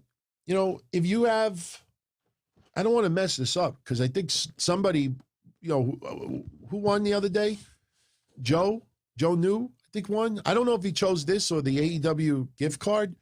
I won't damage it, Joe, if you chose this, but, pretend this is the announcer's table, and my hand is Rhea and I'm Charlotte and I go like this and I smash her head in the table. I don't get disqualified. But if I pick up just the top tiny little layer of it, it's just about this thick, and I just drop it on the head. Oh, ring the bell. And that's what happened tonight. Takes a little, just the top, the overlay, and drops it on Charlotte, and Rhea gets disqualified. And then because of the disqualification, they're trying to make it seem like Rhea Ripley snapped. And I don't know, man. Those punches seemed a little bit weak. And then Rhea's insisting to tell the announcer, but still, women's champion, Rhea Ripley, and they play Rhea's music.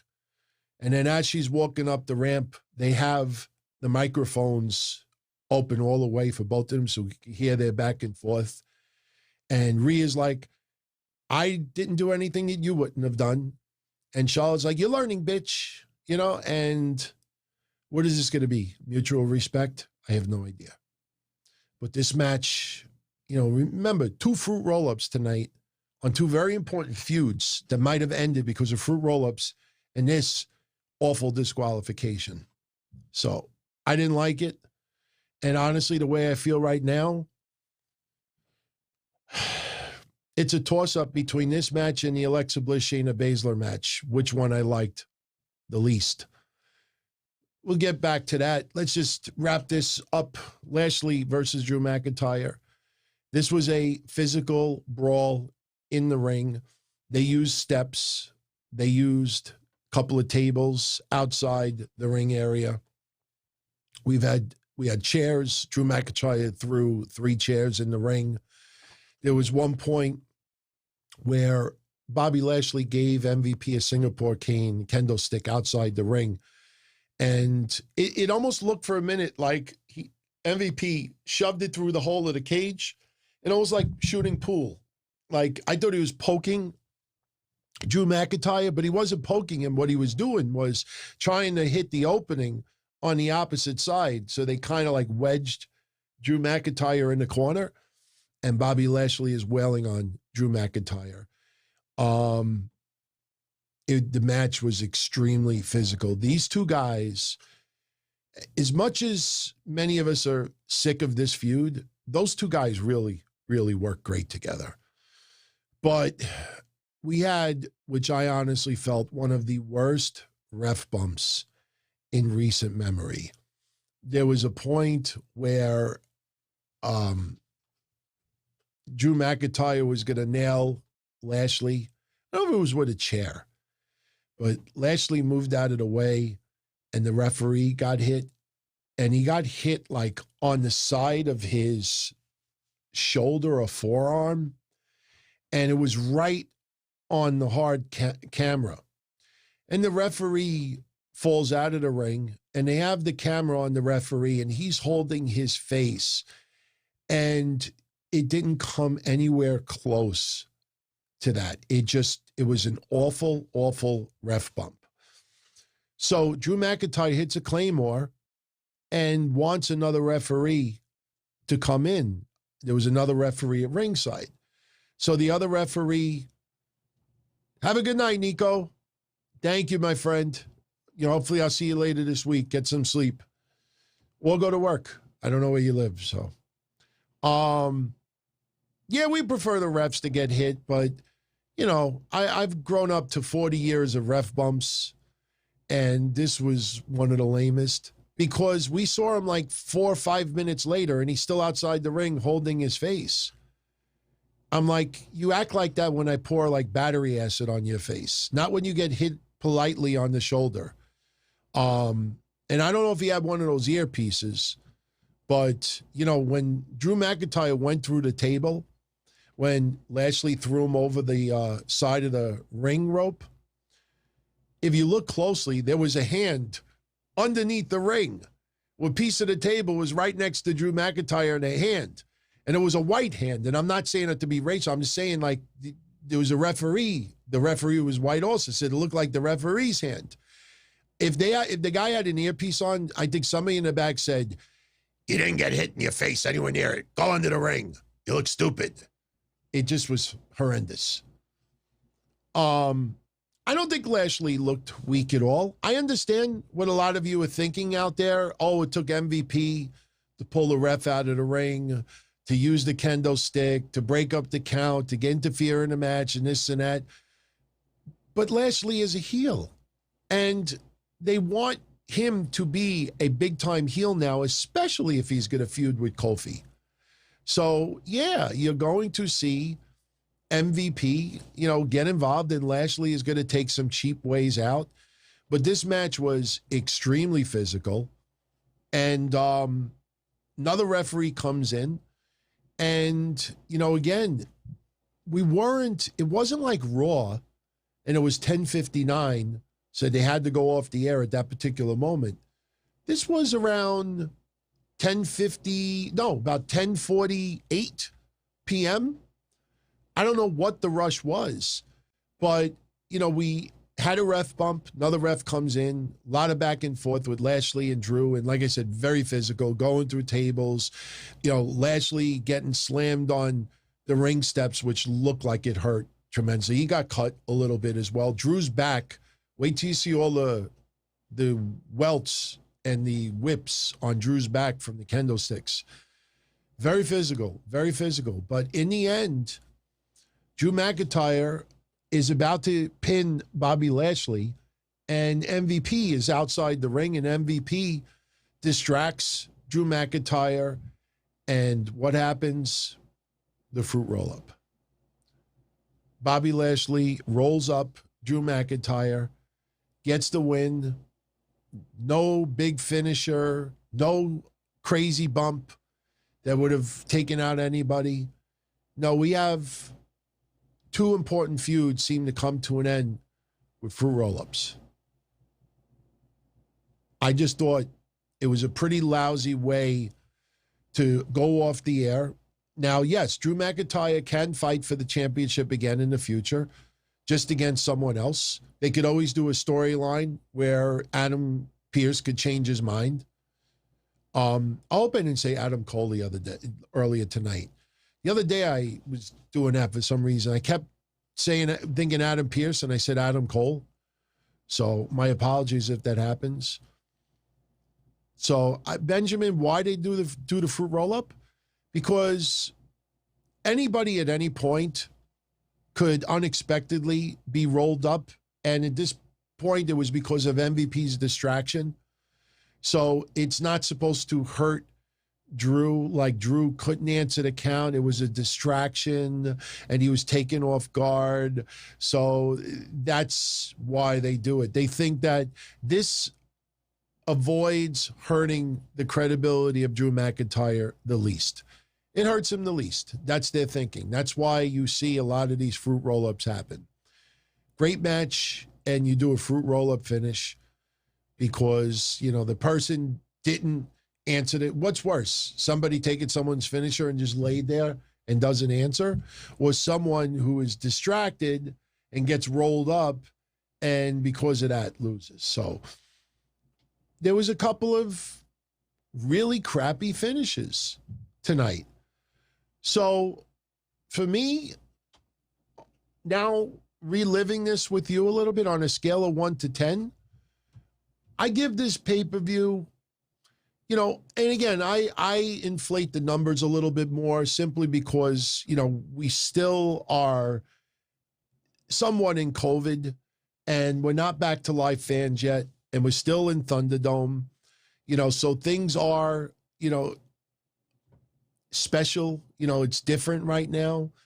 So that all comes to an end, starting with Money in the Bank. So under the circumstances and under what's going on, I will give this pay-per-view, NXT TakeOver last week, I gave it a 7. And I originally gave it a little bit less, and people were ragging on me saying, no, it deserves a 7. I honestly would give this a 7. You know, not a strong 7, but I would give it a 7. Because Charlotte and Rhea, even though the ending was caca's, the match was decent. Wasn't bad. It wasn't, you know, a clusterfuck or botch fest. Alexa Bliss versus Shayna Baszler, even though the voodoo stuff was terrible, I will make this argument. Go back and look at it. Alexa Bliss's offense actually looked pretty good. It just sucks that it had to be against Shayna Baszler. So I really can't crap on Alexa Bliss's work tonight. Shayna Baszler didn't do bad either. It's just the voodoo stuff and the laughing was just awful. Kevin Owens and Sami Zayn knocked it out of the park. Cesaro and Seth Rollins was excellent. I wish it was a little bit more. Drew McIntyre and Bobby Lashley had an excellent main event with a crappy ending. So those are 3 matches right there. And we didn't even talk about Bianca Belair and Bayley yet, which honestly went well beyond my expectations. So when you think of Bianca and Bayley, you think of Lashley and Drew minus the finisher. You think of Owens and Zayn, and you think of Rollins and Cesaro. Those are 4 pretty damn good matches. So, yeah, I think 7 is worth giving. Yeah, I give it a 7. My favorite match of the night, after going through these matches, my favorite match of the night, I am going to go with, I'm going to go with Bianca and Bayley. Kevin Owens and Sami Zayn being a close second, because I really enjoyed Owens and Zayn. Kind of felt like I was going through the motions, but because we've seen them fight so many times in the past. But I'm going to go with Bianca and Bayley because it told a great story. The cell match told a great story, and Bianca did a great job. So I will go with them as my favorite. Least favorite, I have to go with Shayna and Alexa Bliss. With Rhea Ripley and Charlotte a close second, simply because the Rhea Ripley-Charlotte match just feels like it didn't progress this at all. It just feels, if this match didn't happen tonight, I'd probably feel exactly the same. So I don't think that's progressed it at all tonight. So I give it a 7. I think that's a little bit fair. So anyway, it's totally up to you. live chat. Let me know if you want me to take some calls, if you want to call in. If you choose not to, tomorrow night, Mish and I are going to take about 30 minutes worth of calls. Your choice. I'm fine. We're an hour and 50 minutes. So if I do take calls, I'll stay on for like another 20 minutes or so. We could take about 20 minutes. If you want to end it now, we can end it now. Yeah, Astronite says that Bayley made Bianca look like $1 million. Yeah. Bayley, the match is excellent. The storyline, as Nick said earlier, underwhelming. Underwhelming. Could have been a lot stronger. But for the match that we got tonight, they did a great job. They did a great job. So I'm just polling everybody live right now. They're the ones that decide if we're going to take calls. Like I said, we could hold off and do calls. The plan tomorrow, I don't know if Mish did a recap tonight. I'm assuming that he did with Joey. So tomorrow our plan is to spend 60 minutes talking about Raw. And we may talk about the China documentary a little bit. Well, I don't know if you call it a documentary, but, you know, the tragedy of China, because that's what it was circled around. And then we're going to do about 30 minutes of calls tomorrow. So, yeah, Lee says that Soup did do a recap. So, all right, it's 50-50 right now as far as calls. And you know what? We still got quite a few of you here. So, yeah, I'll take some calls. Oh, before we do that, let me get the numbers on the screen.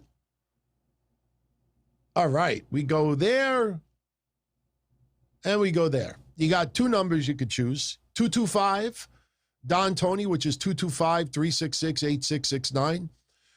Or if you want a toll-free number, it is 833-366-8686. I just removed the Do Not Disturb. I have not tried out the new software yet. It's going to take me a few days. I got the bird until Tuesday. So I bring the bird back to the parents on Tuesday, and probably Wednesday I'll have some time to work on the new software. So tonight we'll keep the old software still. Good evening. You are on. Who is this? Hey, DT, this is Nick. I called the other day about the push of Asuka the other day. Oh, cool, hey, how's cool. it going? Good, good. How did you like Hell in a Cell? Actually, I didn't watch it because I spent it with my pops today. Oh, nice. Happy Father's Day. Something actually good. Thank you. But I did see it. I did catch some of it. The first women's Hell in a Cell match, it was okay, but it's like, didn't necessarily need it. But I wanted to talk about the incoming arrival of Becky Lynch for a quick bit. Sure. Like, a lot of people say, oh, when Becky Lynch comes back, it's going to fix the women's division. It's going to be great. It's going to be great. Everything is going to be wonderful. But it's like, how? How is it going to be good? They're going to get eyes on, like, the women, but it's only going to benefit one. I'm not so sure about that. Becky. I'm not so sure about that. I mean, look, they're going to treat Becky Lynch like royalty. But, you know, at the same time, though, we don't know what Becky Lynch's schedule is going to look like. You know, she is a mother now, and their child is still very young. So we don't know if she is going to be back, you know, I don't want to say 12 months out of the year, but, you know, is she going to be back for a limited time and then leave again? Is she going to work part-time, you know, and go back and forth a little bit? Is she going to work just the big shows? I mean, once you put it back on TV, I mean, people are going to expect her to be on almost every week. So my answer to what you're asking is, let's see when she returns, and let's see after about a month how much she's on TV. I personally think if she gets in a feud with Bianca Belair, my honest take is that Bianca Belair could very well come out on top in the beginning, and they may just brush it off like, well, Becky Lynch has been out for a while, and, you know, Bianca got her this time, and then eventually Becky will reign supreme once again. But True. I think But that really, yeah. I don't know. How would you do that? Like, it kind of turns Bianca heel, and I think that's a better role for her. But with the narrative that they're going with, it's like they really don't know what they want. Yeah. Well, we got to see, who she confronts first. I mean, we got to also think about that. Now, Bayley has nobody. And who is Bayley going to feud with? Remember, there's only 5 women on that SmackDown roster, 5 or 6. So if Bayley is not going to feud with Sasha, and she's not going to feud with Bianca, and she's not going to feud with either member of the tag team champions right now, she's got Liv Morgan and she's got Carmella. So I don't see Bayley feuding with Carmella, and Liv Morgan versus Bayley. I don't think fans would really get into that all that much. So don't discount the possibility that Becky Lynch's first feud back might be with Bayley. True. But honestly, if I can make one quick draft pick for next month or August, Bayley to Raw. Yeah. Bayley to Raw. Yeah. She needs it. And like, I know it was a little weird at first, but like, if it had gone my way, I would have had Charlotte move to SmackDown and Bayley to Raw. Yeah. Could happen. It would be like you could have Asuka face Bayley when she was champion, and you could have that because, like, honestly, that new dynamic from last summer, it's perfect.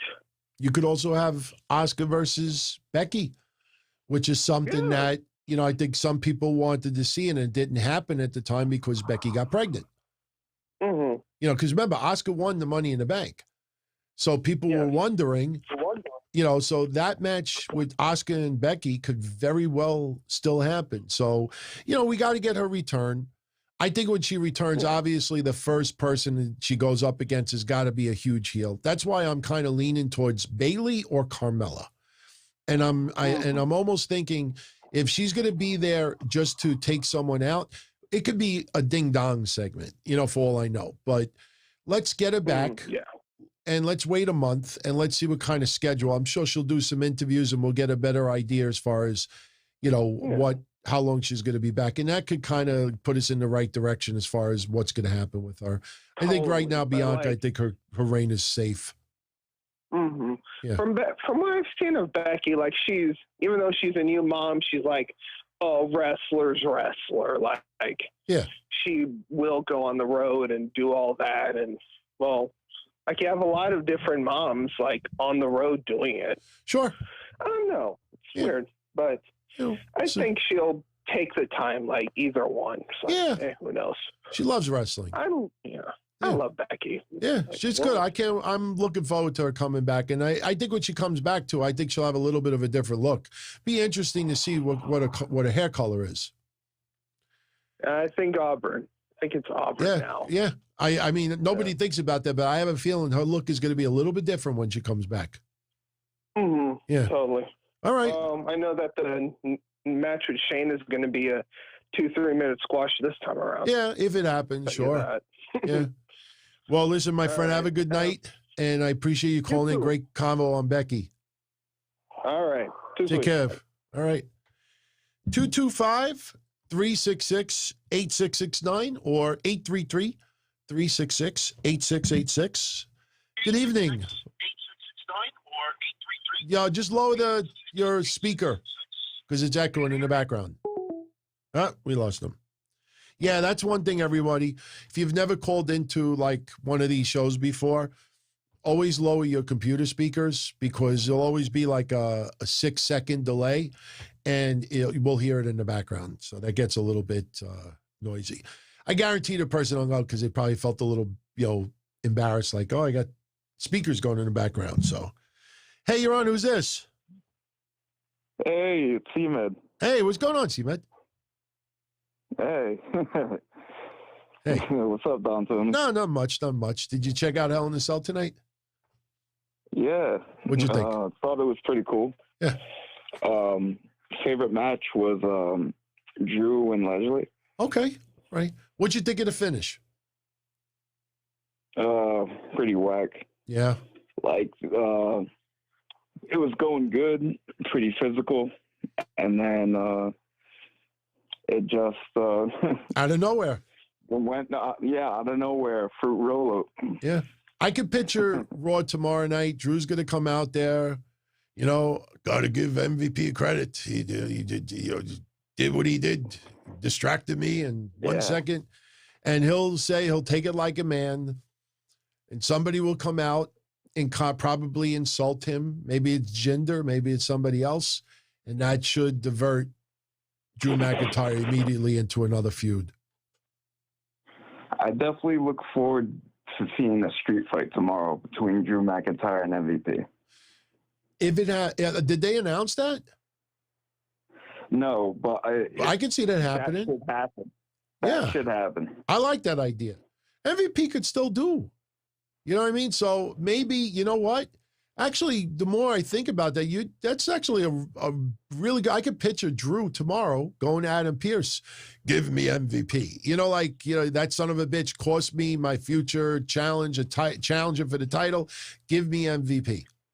We may get Drew versus MVP tomorrow night. Yeah. That could very well happen. I like that. Yeah, definitely. Yeah. Yeah. So what else is going on? Nothing much. Okay. Just chilling. All right, cool. Well, don't be a stranger. You know, we have plenty of times in the future, you know, we'll talk about some other pay-per-views and Raws and SmackDowns and stuff. And, you know, I'm glad you liked the pay-per-view. What was your least favorite match tonight? Was it I don't want to put words in your mouth. Was it Shayna and Alexa or did any other one disappoint you? Yeah, I think it was Shayna and Alexa. Okay. All right. Yeah, I mean, from what I saw online, I mean, some people were really... Only because I expected Lily to appear, cause interference. Yeah. Like at the end. Yeah. Or Bray to return or something. Yeah. I'm wondering if there's going to be a sub-storyline where we find out that Lily's not in timeout, but Alexa can't find Lily. And maybe we find out that Bray has got Lily hostage or something. I know it sounds ridiculously bad, but I'm wondering if we get something like that. You know? My other question was, when is John Cena supposed to return? Well, you know, there's a lot of buzz of him versus Roman Reigns at SummerSlam, which don't count that out because if they're going to do what everybody's now saying, that SummerSlam is going to be like, you know, WrestleMania. I mean, you're talking 70,000 people. I can't see why John Cena would not come back, even if it's just to try to shut Roman Reigns up. Who knows? Maybe John Cena comes back because of what Roman's doing to Ray. I mean, John Cena and Rey Mysterio do have history. Yeah. You know, look, we're about 3 weeks away to live fans returning, and then it's the build to SummerSlam. Once we get through Money in the Bank, which is 4 weeks from now, then it's SummerSlam. So if John Cena is going to return, I would think it could happen maybe the week after Money in the Bank. I think that is a very big possibility. But if he's going to come back, it almost feels like he has to come back for SummerSlam. You're not going to have arguably the biggest event of the year, truly, which is going to be SummerSlam, and then John Cena not to be on it. So something tells me Cena will be back in time for SummerSlam. Hopefully he has new attire. I'm sick of him in green and shit. I know. I think he will. I think he will. With his haircut and him tweaking his look a little bit, I think he might have more... you know, plain colors. The lime stuff, I think, is done. Do you think the Thugonomics will come back as that? It would be interesting to hear him cut Thugonomics on Roman Reigns. I don't know. No, I honestly, I can't see him cutting Thugonomics on Roman Reigns. I could see him throwing a lot of insults to Roman Reigns, but hey, anything is possible. But right now, you know, I don't know. It's hard to say. I want to see him back first, But the first night, he will not do Dunkanomics. Yeah, definitely. Yeah. Well, C-Man, thank you for calling in. Great talking to you. All right. All right. Have a good night, my friend. All right. We got about 10 more minutes worth of calls. Good evening. You're on. Who's this? Hey, Don Tony. It's Steven again. How's it going? Hey, Steven. It's good to see you, Don Tony. I'm glad you were on today. Thank you. Happy Father's Day to your dad, by the way. Thank you. Thank you. I spent it with my dad today. You know, it was a little hectic because he came back from Florida at around 11 this morning. So, you know, it's the travel knocks a lot out of him. But my doctor, his doctor forced him to take a vacation because of his heart. So spent the afternoon with him, had a little dinner, and then raced over here to, you know, watch Hell in the Cell, do the show, and then off to bed soon. Yeah. So what's on your mind? So I have some questions. I like tonight's match, the main event. It was pretty good. Okay. I would consider it better than the WrestleMania match. What do you think? Yeah. The WrestleMania match, I don't know if it was the rain, the emotions, the return to some live fans, or a combination thereof, but something felt missing in the WrestleMania match. Tonight, this blew away the WrestleMania match. The more I think about it, it blew away that WrestleMania match. Tonight's match was great. I mean, honestly, if it would have had a different finish, it might have been my favorite match of the night. Yeah. I was expecting a surprise, but it's okay, you know. Yeah. We'll have plenty of surprises coming. Yeah. My next question was like, I bet you, Don Tony, that next pay-per-view is going to be better than this one with the live fans. Yeah. Right. It's look, AEW, I know it's not for everybody. Double or Nothing was, you have to give it a couple extra points just for the fans. And that energy, and it's going to be phenomenal. I mean, it's, you know, WrestleMania had fans. I mean, I don't want to take away from the fans that were there. Yeah. But, you know, what people need to remember is that even though we had fans, COVID was still a lot worse in April than it is now. I mean, you know, I can only really talk about New York numbers, but New York, I think 2.5 months ago, they had like 3,000 people still in the hospital because of COVID. Now I think it's down to about 300 or 400. So it's gone down dramatically. And the number of COVID cases have gone down like 95%. So, you know, it's just a different vibe in the air. So it's going to, I agree with you. I think Money in the Bank will end up being that much better than tonight. I don't even think it's going to be close. Yeah. I only wanted to call about that. Okay. So, yeah. Yeah, well, we have plenty of time to talk, you know, another time. So you call in again, we'll chat. Yeah. All right, my friend. Are you doing live call? All right. Have a good night, my friend. I'll talk to you soon. Be well. 833-366-8686 or 225-366-8669. You know, as we, like I said, as we go through the weeks, you know, taking calls will get a little bit easier. I'm going to start, in about a week, I'm going to start letting people, you know, send their info so I can add them to like a contacts list. So, you know, it'll be a little bit easier to identify people. Plus, you know, we can post your names on the screen and it'll be done instantly. It'll recognize the number and poof, it'll pop up. Another thing I wanted to let everybody know, if you're a channel member, I did create the Discord page. We're now going to have a chat room on Discord just for the channel members. I'll explain in a minute. Hey, you're on. Who's this? Oh, we lost him. I in the existing Discord page that we have, I created a channel just for our YouTube members. And this way you have a place where we could hang out and chat. anytime, day or night. You don't have to wait for the live shows here. And that was something that I know a lot of you had asked me for. You know, you could chat on Twitter and Facebook, but it's not the same as a chat room. And unfortunately, you know, there's no place for you all to hang out and just relax and be yourselves and not have to have people out there trying to overtake conversations and in some cases trolling, you know, which does happen even on Discord. So in about 2 or 3 days from now, I am going to officially have that channel launched.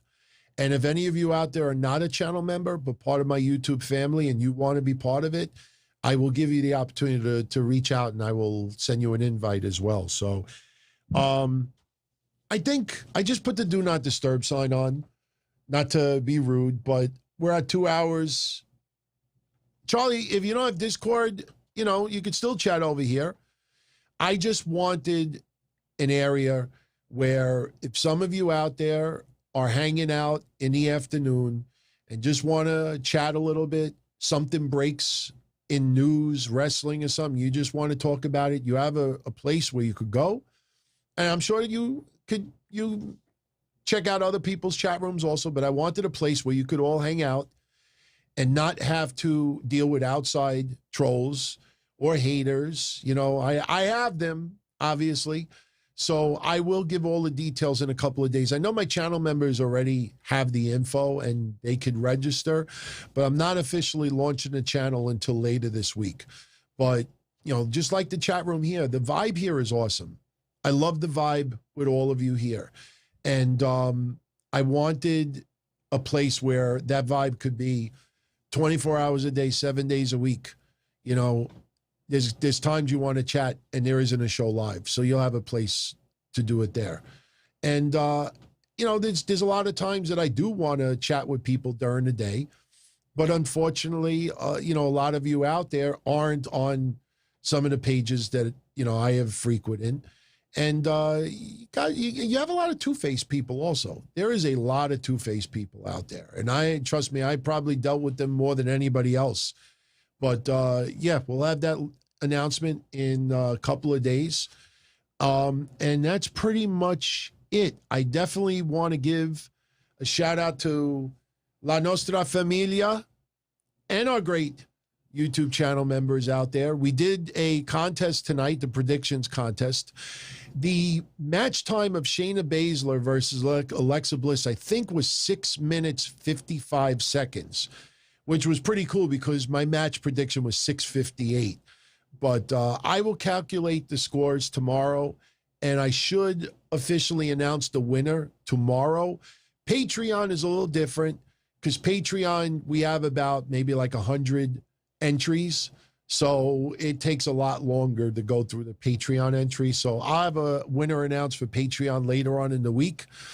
And that's pretty much it. So everyone, this week's schedule, so you know, because obviously AEW is not airing this Wednesday again. So my plan this week is Monday night. If any of you out there want a specific invite, email me, dontony@dontony.com, or send me a DM on Twitter, and I will hook you up. Yeah, it's because a few of you are asking me now about that. Yeah, reach out to me one of those two ways, and I'll hook you up. But tomorrow night, 11:05 p.m., Mish and I will be here for Breakfast Soup Raw. We will talk about Raw. We'll see what transpires with some of the usual cast of characters. We'll do that for about an hour, and then we'll take about 30 minutes of calls. Tuesday, Mish and I will be on Patreon doing our regular Breakfast Soup show, which covers a whole bunch of topics, not just wrestling. Wednesday, I will be here at 8 o'clock again doing NXT recap from the night before. AEW is not airing this Wednesday, so we get to do the 8 p.m. show again. Thursday, 10:05, regular Don Tony, Ask Don Tony, live calls. We'll do another trivia contest. The one we did last week with the All Elite Feet was hilarious. And that was a fun contest. We may do that again. I got to think about it. All Elite Feet. And go figure, the day after Brandy gives birth. So congrats to her. Congrats to her. Friday, I'll be back. But We will not have to do an AEW watch-along Friday because AEW does not air until Saturday. Now, the big question everybody's asking is, am I going to do an AEW recap Saturday night? Not sure yet. Let's go through the week. Let's see how the week goes, and I will let you know. Chances are I will, because there's enough of you out there that like to talk about Dynamite. And there's some important matches. Obviously, you know, we have some big matches coming up. In 2 weeks, they'll be back on Wednesday. So we got a pretty big week coming up. Sam is telling me to take the weekend off. Look, if I do Saturday, I won't do Sunday. And I'm going away the second week in July. So I will be out of New York from the 8th until either the 11th or the 12th. I don't have my schedule in front of me, but no, I will be out for 5 days. And, oh, by the way, as I said at the beginning of the show, I got an invite for Thunderdome tomorrow. I accepted it, but it's all going to depend if I get home from work in time. I did the Deli Man thing, and I don't know if you saw the screenshot on my Twitter at Don Tony D, but the first time I saw myself on SmackDown Friday, they placed me, which was hilarious because you remember last year with Sami Zayn, they placed me right above Sami Zayn's head when he was doing commentary. I was about 3 rows up from where Michael Cole and Pat McAfee was. I could only imagine during commercial breaks, if they look around, they look back and they see this guy with the freaking Deli Man mask on and stuff. But what I forgot to put on Friday was the paper hat. You know, the paper hat that the deli people wear, and I got my salami. So if I get home early enough tomorrow, I am going to do Thunderdome again. If I do, I will let you know to look out for me. And, you know, the good thing about tomorrow night is Mish, he prepares and he puts everything together. You know, I do also. But, you know, if I really want to do Thunderdome tomorrow and literally 11 o'clock at night, start this show with the mask still on, and then get right into Raw, I don't have to prepare. All I have to do is just make sure the equipment is on and we go.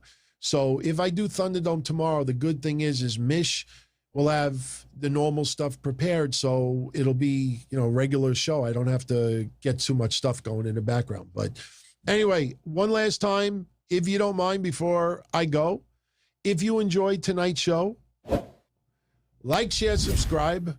Like, share, subscribe. Oh, we got to put this back. Yeah, I forgot. There we go. That's better. So I thank you all for tuning in tonight. In the comment section, please let me know what you thought about the pay-per-view. Favorite match, least favorite match. Am I being a little bit too hard about the Shayna Baszler, Alexa Bliss stuff? What'd you think about the finishes of some of the matches? You know, if anything I said you wholeheartedly disagree with, speak up.